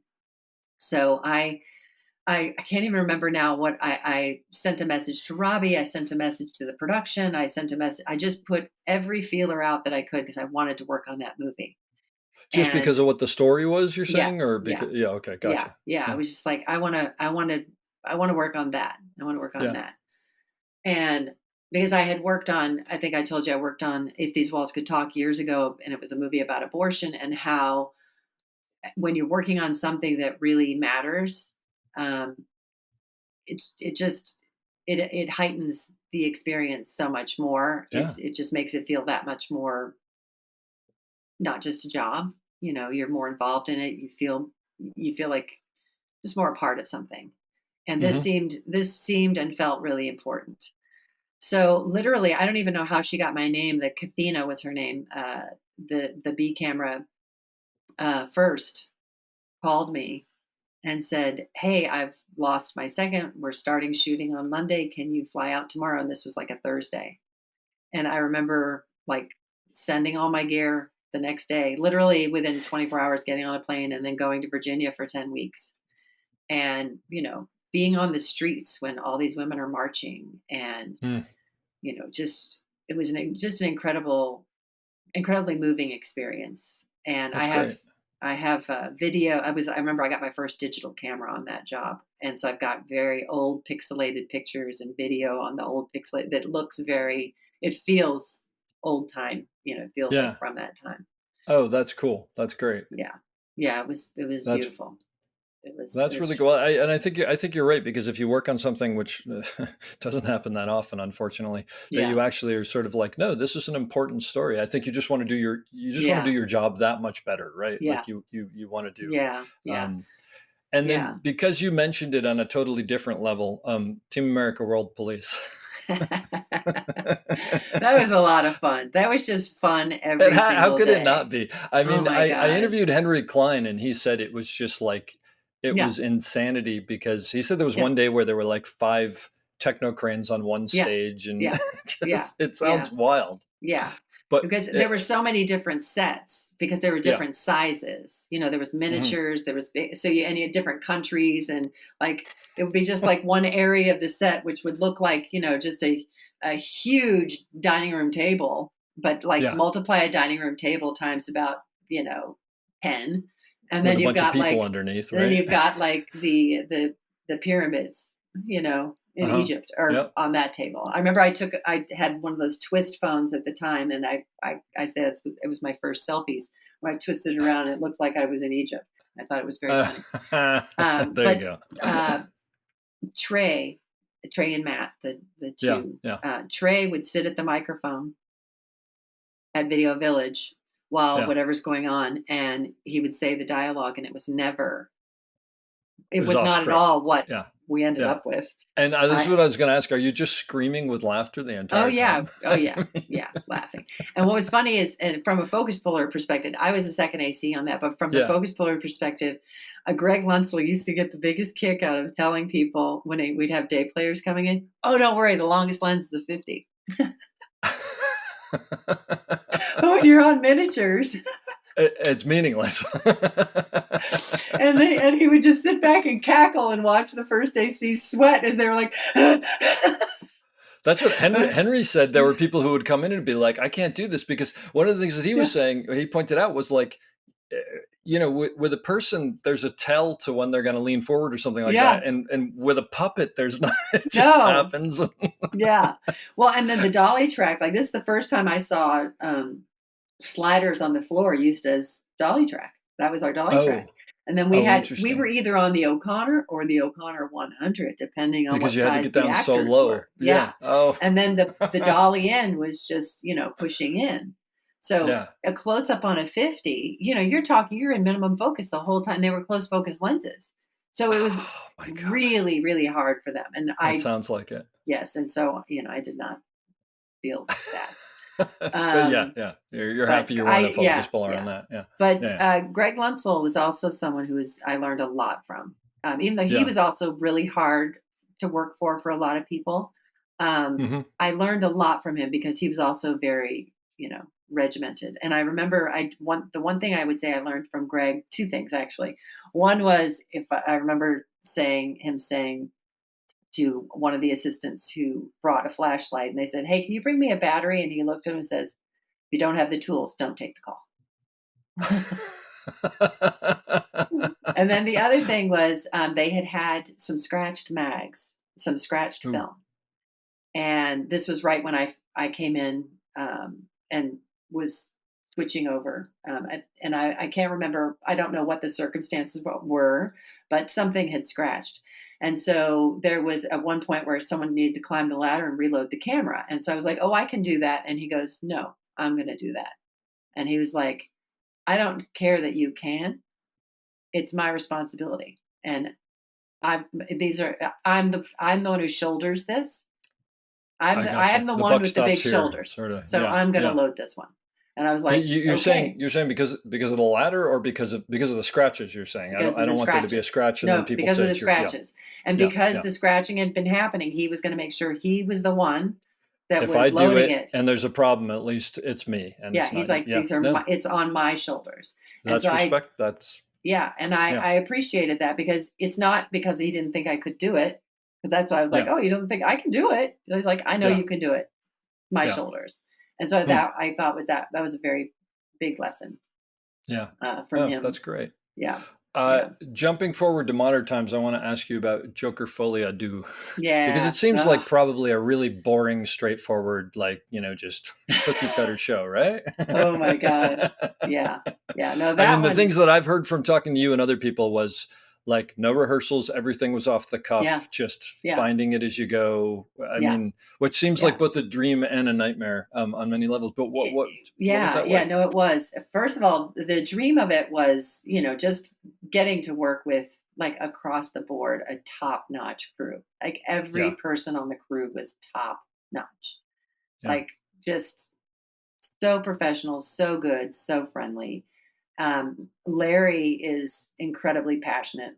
Larry Sher, the DP, yeah, incredibly passionate about what he does, and he yeah. gets very focused. And we're on headsets, so that can get crazy because he's Uh huh. talking to so many people, Sure. and I'm on his camera, so I have to hear everything. I can't turn him down. So Yeah. it was a lot keeping that like all Oh, because together. he's also talking to the gaffer and the key grip and the this and Well, that and and the other on the when same channel. we're shooting, he's Yeah. talking to the crane operator, the Yep. head, Yep. so the dolly grip, the pickle, Sure. the operator, and Yeah. me about what he's doing. Okay, push in, and push in, and push, keep going, Because keep going. you're constantly It's, creating it. So as he yeah, would you have say, to be. game day decisions, game day decisions. Yeah. And if you Yeah. didn't And make the game day decision that he saw in his head, oh, he was mad about it in the moment. oh boy. But you Oh also maybe boy. made a different decision. And he did there was one time where I made a game day decision Yeah. and I just went with what felt was the right thing. And Yeah. he Yeah. kind of yelled at me about it in the moment. And then I was like, okay, I see your point. I said, this is why I did it. And he was like, huh, Sure. I'm going to watch the dailies and I'll let you know. And he actually reached out to me over the weekend. He said, I watched it and you were right. And Oh, that's great. thank you for going with Boy, it. And it was that's really great. great. Yeah. Yeah. Well, So, I have to, I was going to say in his defense, but it's not in his defense. It's mhm, just something worth noting, and I'll ask you, am I correct? I have to assume on a show like that where everybody's embracing we're going to make it on the fly, but it mhm, still has to look purposeful and it still has to mhm, be in focus, and you still mhm. have to commit and all that other stuff. And you have someone like Joaquin Phoenix who's giving, I'm sure, every single moment an incredible Yeah. performance to watch. Yeah. There's no way to assure that it's going to work, but it's got to Right. be frustrating when you're the person who drops the ball because you didn't make the same decision as Yeah. this person Yeah. or what, I Yeah. mean, Yeah. the stress must be unbelievable. Yeah. Maybe in a good way, but maybe in a bad way too. Yeah. Well, I would spend every day. So luckily it was 10-hour days. Every day was a 10-hour day. Nice. Oh, That was really you great. can't make a good Um, movie on 10 hours a day. I Come on. know we did it. We did it. Oh, And it was so very great. scheduled. It was very, our first AD was great. It was all really, really Yeah. good. David Webb, he was fantastic. Um, but I would just like, lock in every time. And I used every tool in the toolbox. I changed You rings have to, right? constantly. I was Yeah. like, every shot was like, okay, which lens and how close, and because you never knew, we were probably always going to go into minimum focus. That's always what he did. But is there going to be a rack? Because if there's a rack, I might need a different ring. And so I would like, Oh, jeez. like really, it was like, and sometimes in the middle of the shot, changing things out, and but it was just fully being focused. And there were some days where I would go to the car at the end of the day and I would just sit and my whole body would just be vibrating because it's like when you meditate, you're so focused on nothing that your body vibrates. So it was like the Yeah, yeah. opposite of that, where I was just so focused that I would just sit there. I had to sit for sometimes 15 minutes in the car before I felt like I could drive. I just be Just like, because you gotta, like, settle down yeah. and Well, just defocus or whatever, right, right. yeah. And I was very calm. That's the one thing Uh-huh. is I was very, very calm, even though inside I was like focused. I can't imagine you not being calm, just to let you know that. I don't know how you c I can't it doesn't seem like something that would ever happen, but I'm sure it must. So do you think as a focus puller, that's the hardest job you've ever done? Yes. Yes. I think, well, I would say Le Technically, I mean, technically, yeah, yeah. Legion was also up there with being very challenging. And Mhm, then there's a commercial, director of photography I work with that is also very challenging, Jean Vienne, who does, beautiful, beautiful tabletop, but mhm. she's, like, on the end of a straight shooter floating, on a macro lens, Going through wide space, open, yeah. you know, Oh, just geez. floating Good around. lord. I remember we did Yeah. a like a romancing the avocado one time. That's always our fun shot. But I feel like I've told her this. I feel like that prepared me for Joker Oh, wow. Oh, wow. Oh, because wow. it But just that floating nature of just being like really locked yeah. in. So when you're I'm assuming that Larry's almost always on some sort of remote head or whatever. He's on Yeah. the wheels, so because yeah, Yeah. and because he can't be in there next to Joaquin talking on the Right. thing, any if nothing Right. else. Right. And he And loves so his when techno you're crane. yeah, yeah, and you can sort of you could tell when you watch the movie that a Mhm. lot of it's technocrane, obviously. Yeah. Um, Yeah. when you're doing when you're focusing on that, I mean, first of all, the concentration must just be I can't even imagine how much you must have to be Yeah. but Yeah. are you able to watch the story and sort of pull focus off the story, or are you just sort of constantly trying to figure out where he is and where he's going? I mean, how No, much you plays you into that? do. You do. You have to. Because what's interesting is that so we were just so often going right into his face. So I was in his eyes Sure. the whole time. And like Yeah. if I started to see sharp eyelashes, I'd be like, "Oh God, no, good, go back, go Yeah. back." Yeah. Like Yeah. eyelash. It was like watching the focus go from his nose. Like it was like watching it back and Yeah. forth. But so you're very much in his eyes. And what's funny is he would start because when we were getting like right up into his face, I would come into the room. Like I would be Okay. as close as I could just so I could see. And I started watching. He started to know. He would say he would look, which lens is it? And then as he started to see the camera get in minimum focus, he would just start backing up slowly.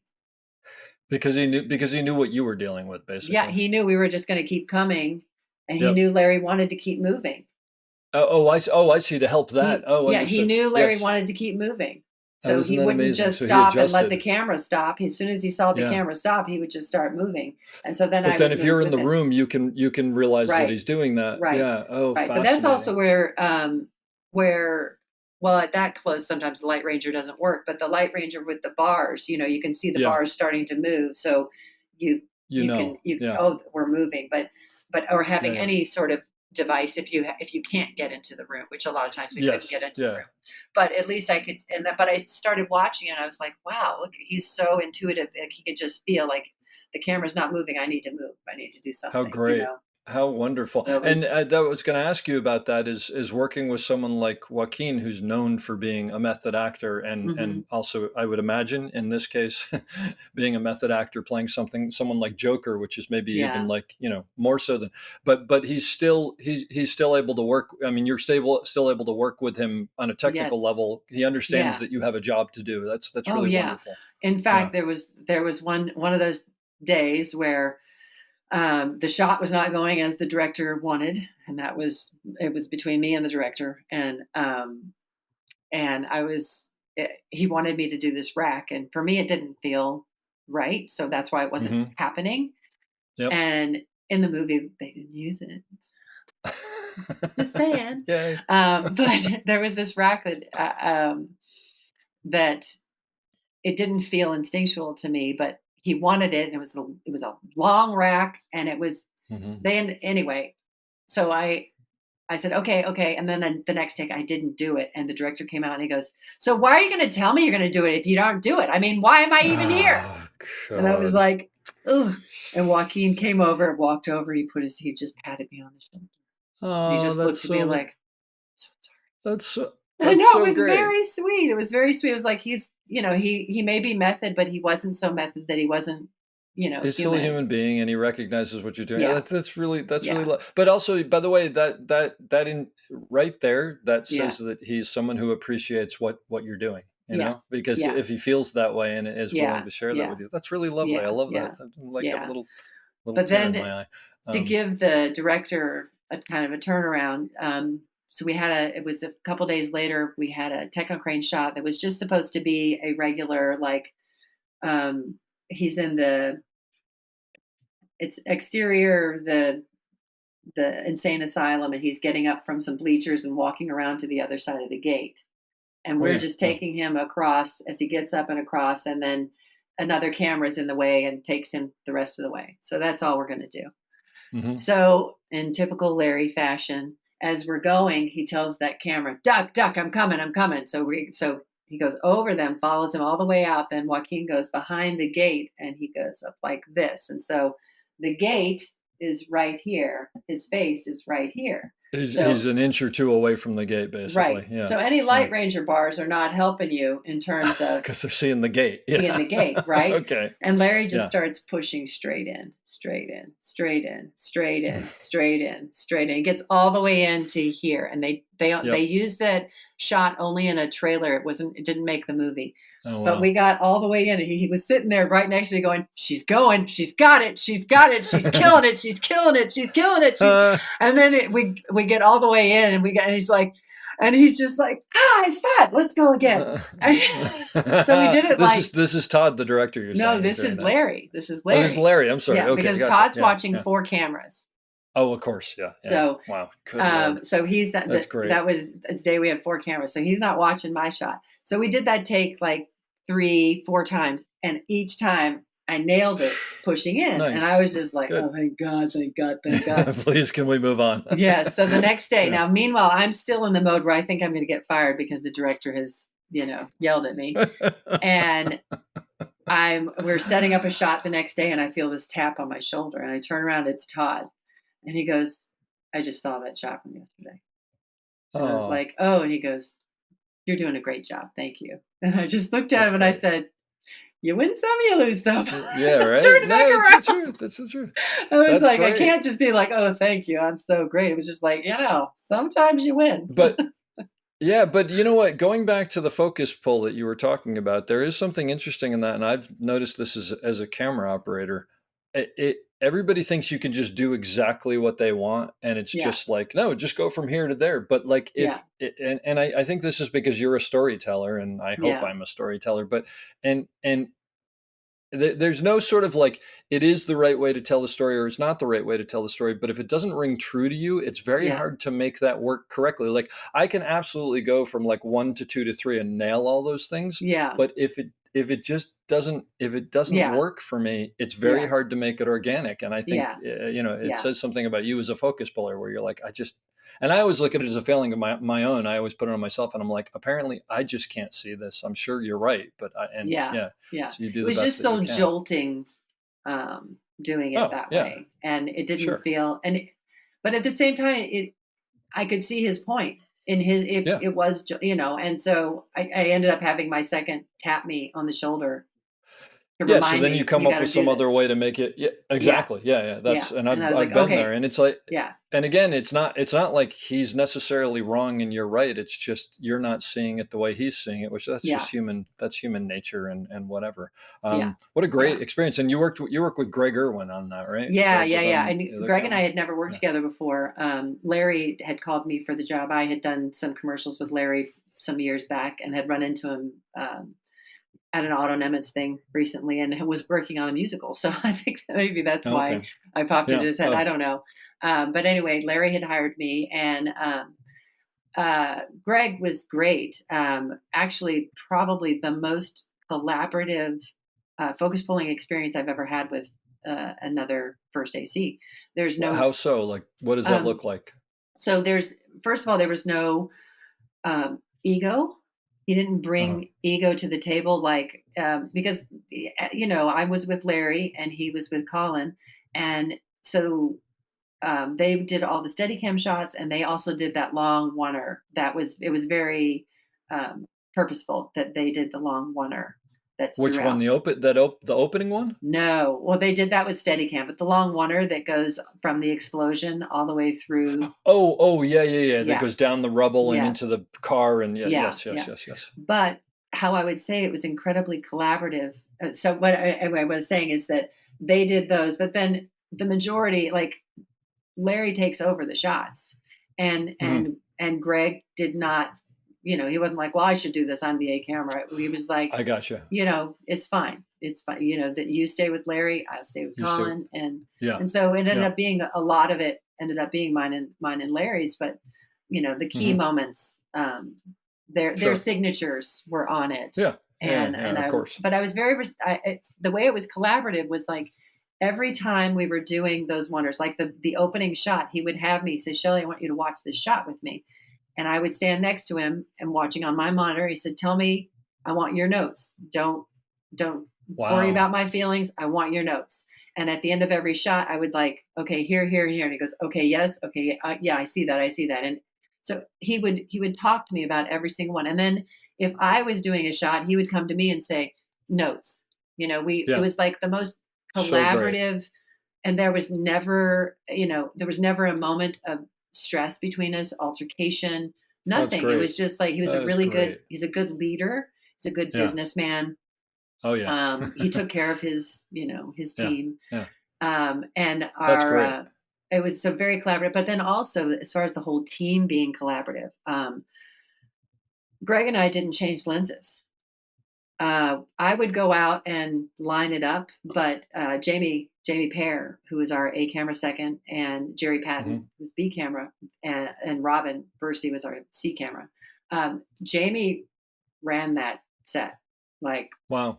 circles, like and they all together, between the three of, was the two of them, and then we had a loader, a camera PA, and an interns that were there for the whole Mhm. movie. The Yeah, five of them would be on set changing lenses, doing marks, changing batteries, doing all of that so that we could concentrate on the focus, yeah. because this was such a heavy focus show Oh, yeah, yeah, that yeah. we had to have it that way. And so by that, when I say that it was very well run from the top to the bottom, it Yep. just was very good. Wow, sounds like such Very a good. dream. You and I briefly talked about why that movie didn't really hit, or maybe not why, but Yeah. how that movie didn't really hit, which is Yeah. too It's bad so because sad. it is a Yeah. wonderful, wonderful film. It Yeah. just seems like it's maybe not what the fans were expecting, and like, I mean, it's No. kind of like Todd Phillips made the movie that he wanted to make, which I totally Yeah. Well, if respect. you I don't know. notice, actually, the story of Lee, Lady Gaga's character, was the super Hmm. fan who had an Yeah. idea of who she thought the Joker was and should be. Yep. And when it Yeah. didn't turn out to be exactly, when he didn't turn out to be who she thought he should be, she Yep. and half of her crowd walked out, which is Walked it out. exactly what happened to the Yep. movie. So it's really quite genius. It's really Yeah. quite genius.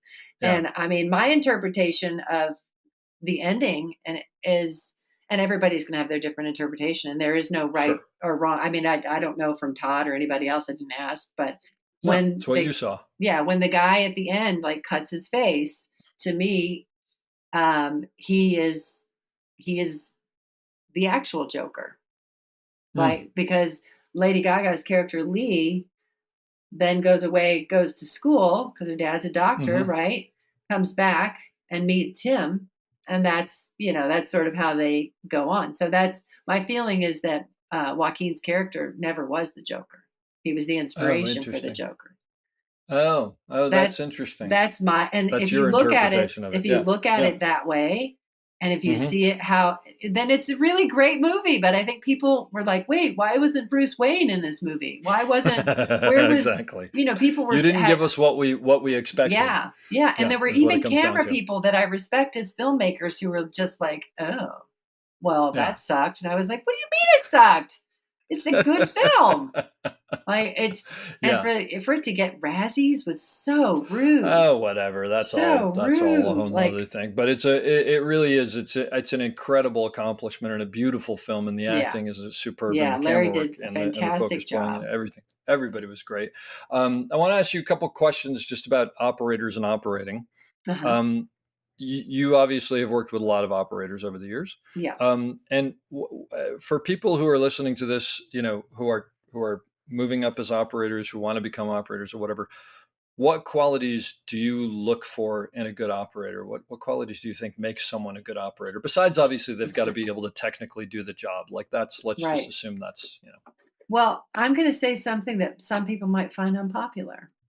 okay. Um, and because I do myself operate sometimes, Hmm. and I think it's really important to work your way up. I think it's important to know what everyone else's jobs are. I think it's Great. important to have worked as a first AC. You don't Hmm. have to spend 10 years as a first AC, but Yeah. at least have done some work as a first AC, understand the job. Hmm. I did a workshop recently where one of the SOC workshops where I helped out, and Yeah. one of the second ACs said to me, "Oh yeah, I'm just going to skip first thing. I'm just no good at it, and I really don't want to waste my time." And I thought that was the rudest thing that I had ever heard, because nobody's just good at being a first AC. You Yeah. have to first be a second AC and then know what the first AC needs, and then you work as a first AC to understand how you can help the operator. And Hmm. I work as an operator sometimes. I'm like, oh, I could do this better to be a better first AC for them. Um, and I work as an operator sometimes to see how I can be more helpful to the DP. And sometimes I work Hmm. as a Hmm. DP, and oh, what do you need from the operator? So there's a reason for the ladder, and skipping steps on the ladder doesn't make you as good an operator. Yeah. So I just think it's important to spend time in each level. You don't. I'm not saying you got to. I mean, I spent 20 years as a first. Does that Yeah. mean no? You don't need to do that. No, Yeah. absolutely not. But at least give it some time. Yeah. Spend some time as a camera PA. Don't be too good for that. Don't be too good to learn how to load. Don't That's be great. too good to lay marks, Hmm. organize the equipment, hit some sticks, know where it goes. Like, an operator just goes and starts finding the slate. No, that second AC is nailing it for you every time. Like, how Yep. do Yep. know, like all of those things. I That's just think great. it's important to, and it also gives you a sense of the team.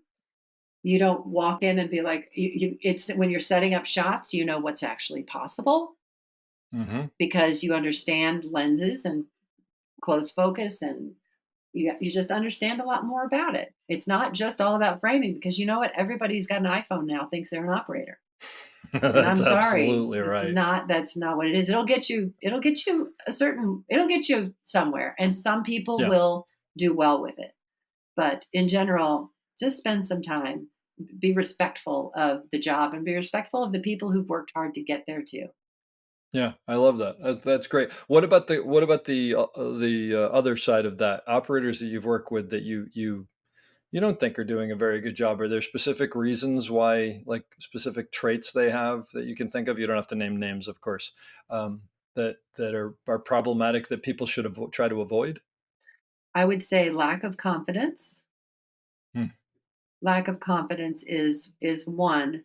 Um, um, hmm.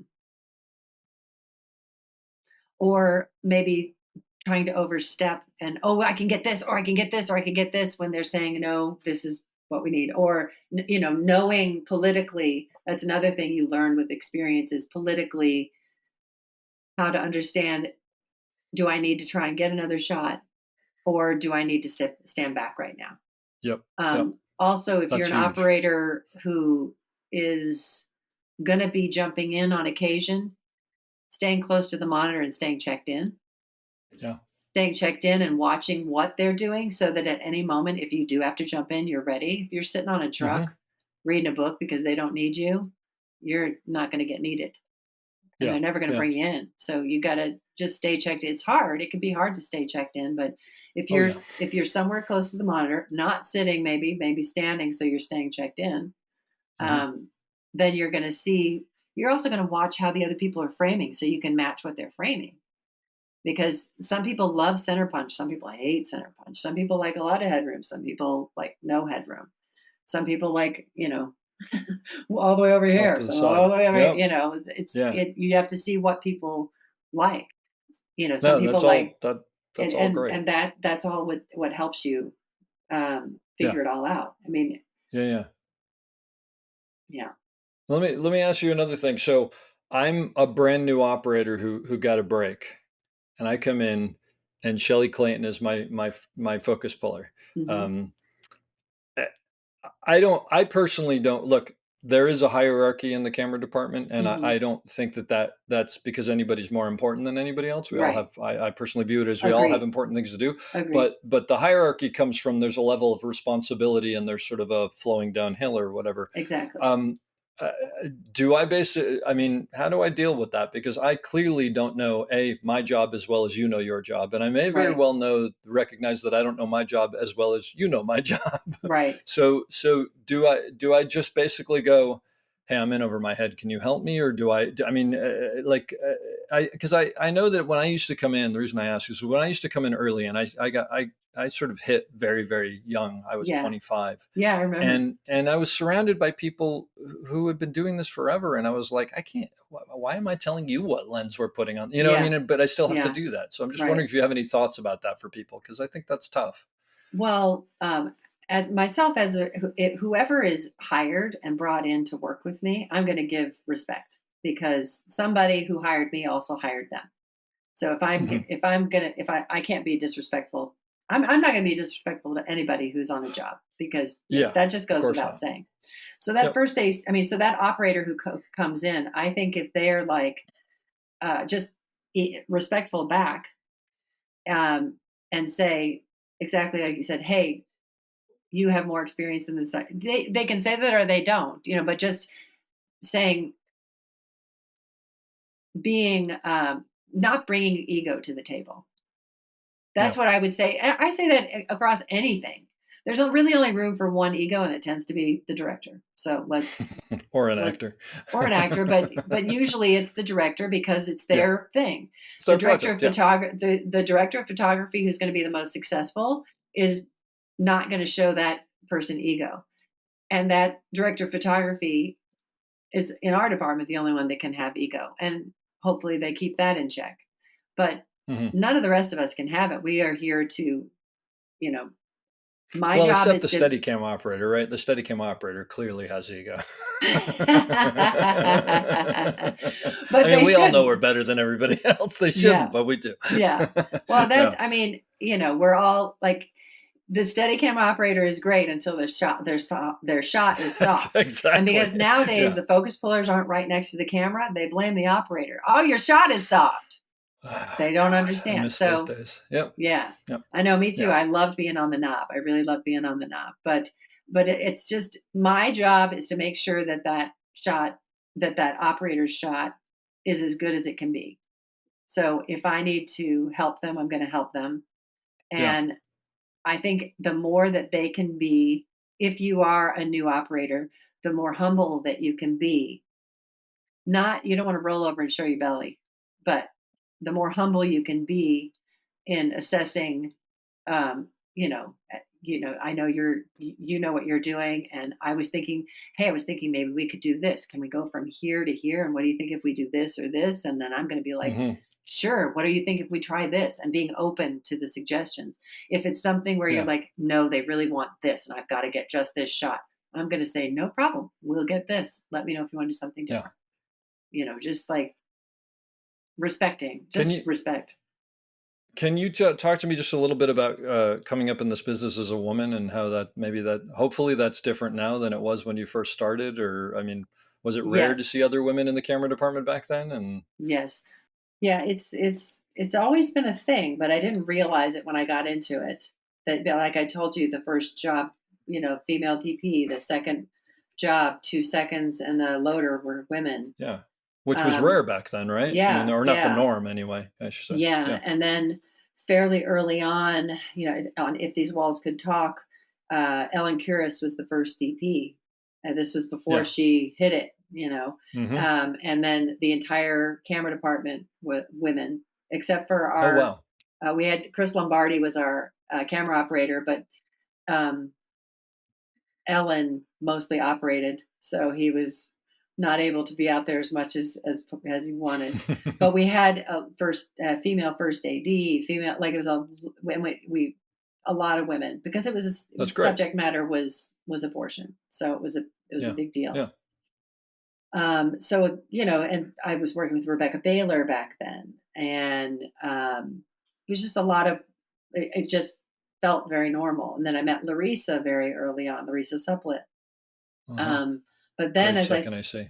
yeah, but Yeah. then I Yeah. started seeing, like, when Larissa and I would work together, very often it was on a multi-camera thing, and it was all men, and then Larissa and I were the seconds that were the females. Hmm.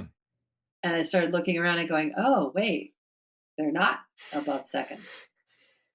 Oh wait, they're not operators. Oh wait, they're certainly not DPs.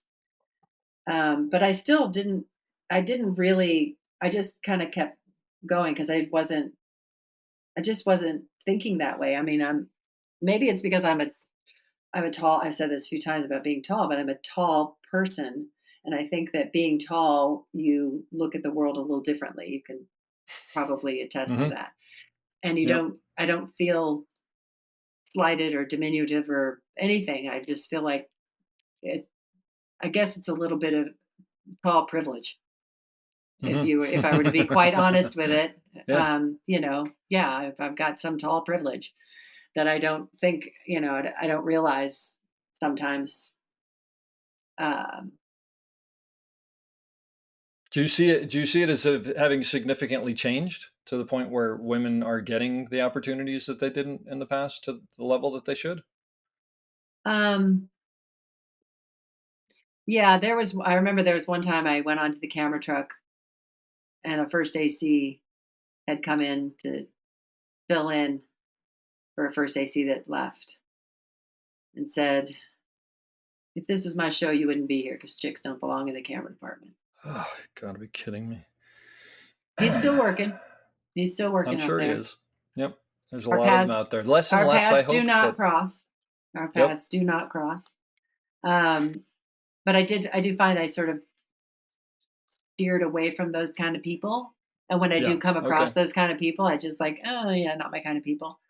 Yeah. Um, and I sort of found my way to the women, and like the women that I work with, a lot of the women I work with have all been doing it as long as I've been doing it. Hmm. And we all hire each other. We call Hmm. ourselves the girl gang. And so I would say I have always had women. Whenever I'm working, I'm hiring women. Not all women, because I Gotcha. like a mix. Yeah. I think Sure. it's important to have a good mix of people. I would say it has changed. It's definitely changed. There are a lot more women getting opportunities. Yeah. That being said, we still have the, like, there are women out there hardworking, doing a great job, and there's some women that are still out there playing the female card, which I Hmm. don't like that. I don't like playing that female card. Just get out there on your own merits. And yes, you're a woman, but you're doing the job. You're not just doing the job because you're a woman. Now, if I'm Yeah. getting called because I'm a woman, okay, I got the call. I'll take it. But I'm not going to Yeah. go in there and play that card. Yeah. I'm just going to go in. That's someone else's choice, not your choice. Yeah, Yeah. yeah. Um, Yep. there's a certain group of us that we paved the way, and Yeah. there's the people ahead of me who paved the way for us. But Sure. then That's there's a kind of why I large group wanted of to ask us you. that Yeah. really paved the way, and I think sometimes the younger generation doesn't understand that. and they sort But of I think that's unfortunately, I think that's normal yeah, on many yeah, levels, right? It yes, has nothing to do with this specifically. I think that's just sort of yeah, people yeah, go, well, this is what's normal to me, and so I don't think about I mean, I think right, that's right, unfortunately, yeah. yeah, yeah, But that's kind of why I asked because I think there are a lot of people coming up today. Well, it's weird because on the one hand, I think some of those people don't realize what you did to pave the way, yeah. and then there's another part of me that sort of is a little maybe happy that they don't realize that because they're They haven't had to not go through it. realizing well, and also Yeah, hopefully they're coming up in a situation where it's like, no, it's perfectly normal for the operator to be a woman or for the first AC to be a woman or the DP. yeah, Like hopefully they've gotten to that point where it's like there's nothing special about this. I mean, because that's right, where I think we right. all want to get to, right? Yeah, Which and is I feel just like like, that's definitely where it is. yeah, Um, it's definitely a lot yeah, easier yeah. in that And way. I The think there's higher still the some of the, position you get, like definitely for loaders and second ACs, there's still like no problem, no problem, no problem. yeah, yeah. First ACs, it's still like they're like, but do you have this? Do you have this? Have you done Hmm. this? And luckily, I've stuck around long enough that I check off a lot of boxes. Sure, So clearly, yeah. that's that's good. Um, but still, operators can be hard because you don't Hmm. know why. Still, is it just because this person is female or they're a friend or this or that? And because Yep. so many so many are skipping the first AC step. So there's Like you no, said. Yeah. you don't know if they can do it because you don't know if Yeah. they what their experience level is. If they're just all of a sudden an operator, I mean, I can't attest to whether or not like any of the first AC friends that I have, I would put them in as an operator in a heartbeat because I know they're looking at frames all day long. They know that, it just it, they understand what they need in the frame. They understand what to do with the frame. It's just Sure. the mechanics of physically, it's the time behind the wheel. The time, just getting more and more time behind the wheel and getting that. And as I operate more and more, I used to think, oh, I need to practice. I need to practice. I need to practice. And now I feel like I've had enough practice where I'm like, okay, yeah, I can go and do that. I can go and do that. But Hmm. every day you practice is, Yeah. you learn something new. Well, and again, because you want to be able to do whatever you're doing because you're good at it, not for you want Yeah, to get brought in because you're good at it, not for yeah. any other reason. You sort of mentioned being pregnant the first time and Hmm. having a child, and you have two kids. How Hmm. do you work in this business? You've been very successful. You're sought after. You're well thought of in the business. How do you work in this business and still raise a family? It is not without its challenges. um, I was able to. It's funny. It's easier to be pregnant than it is to actually work with kids. Um, but I was able to work all the way through to 4 weeks before my daughter was born. And then I took off for about 5 months and then came back and was only day playing and doing commercials, which we talked about. And then when my son came along, it was right when the writer's strike happened. So I ended up going ahead and just going on disability 5 months in and spending that last bit of that year with my daughter alone. And then I was off for about 10 or 11 months total. And then did the same thing, went back. Um, I would say one thing that really made it possible for the first 5 years was having my husband home Mhm. and able to take care of them. I didn't want to work every day. I wanted to be here as well, and he was freelance also, so I was trying to keep the door open for him to be able to get something. I was fortunate that I could say yes and say no because I knew that he would be here. Mhm. Um, if I didn't have that, perhaps I would have had a babysitter or a nanny or, like there's a variety of ways that people do it because there's a lot of people who do it now. I know so many people have called me and say, how do you do this? How do you do this?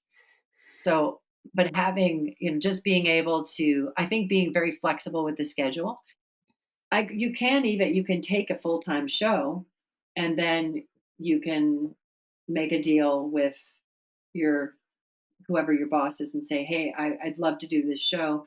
Can I work in having somebody else, you know, trade episodes, or can I take Fridays off? Can I, you can, there's none of us that is so absolutely Mhm. unreplaceable that we can't, that we can't have people fill in.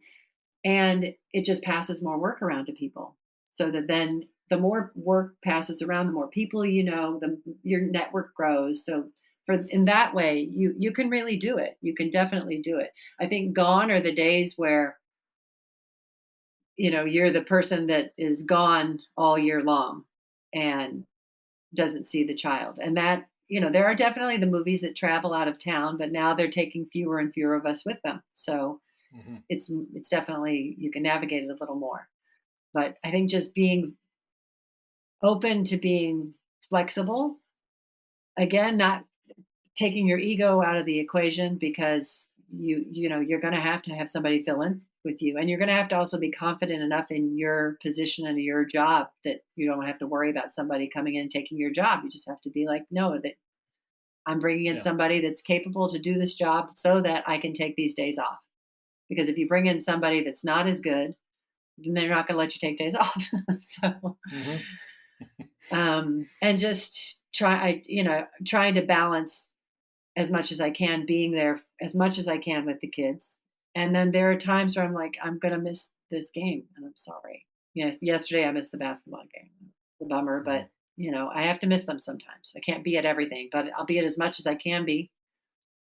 So just balance.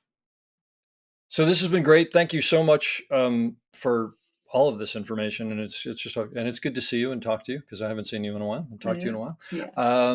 I'm going to leave you with the final question that I leave everybody with, which is uh, advice for someone getting into the business today, or maybe what you wish you knew back in the day that you didn't know back in the day that you know now. Get into it because you love it, because it is the only thing you want to do. It's what drives you. It's fun. You enjoy it, because every day I say at work, at the end of the day, I always say this and people laugh at me. We fooled them again. Which is like, we're having fun. We're getting paid. Like, we fooled them. We fooled them. Hmm. So, every day that you have fun at work is that if you're having fun at work, you're doing the right thing. As far as the state of our business, I don't know. I don't know. I can't promise it's going to be here. I really don't know. It's changed so dramatically in 30 years. I can't believe it's been 30 years. 30 years ago this week that I was driving out here. Yeah, I arrived on the 29th. Yeah, it was literally right now as I was like, let's go. Let's get in the car. Yeah.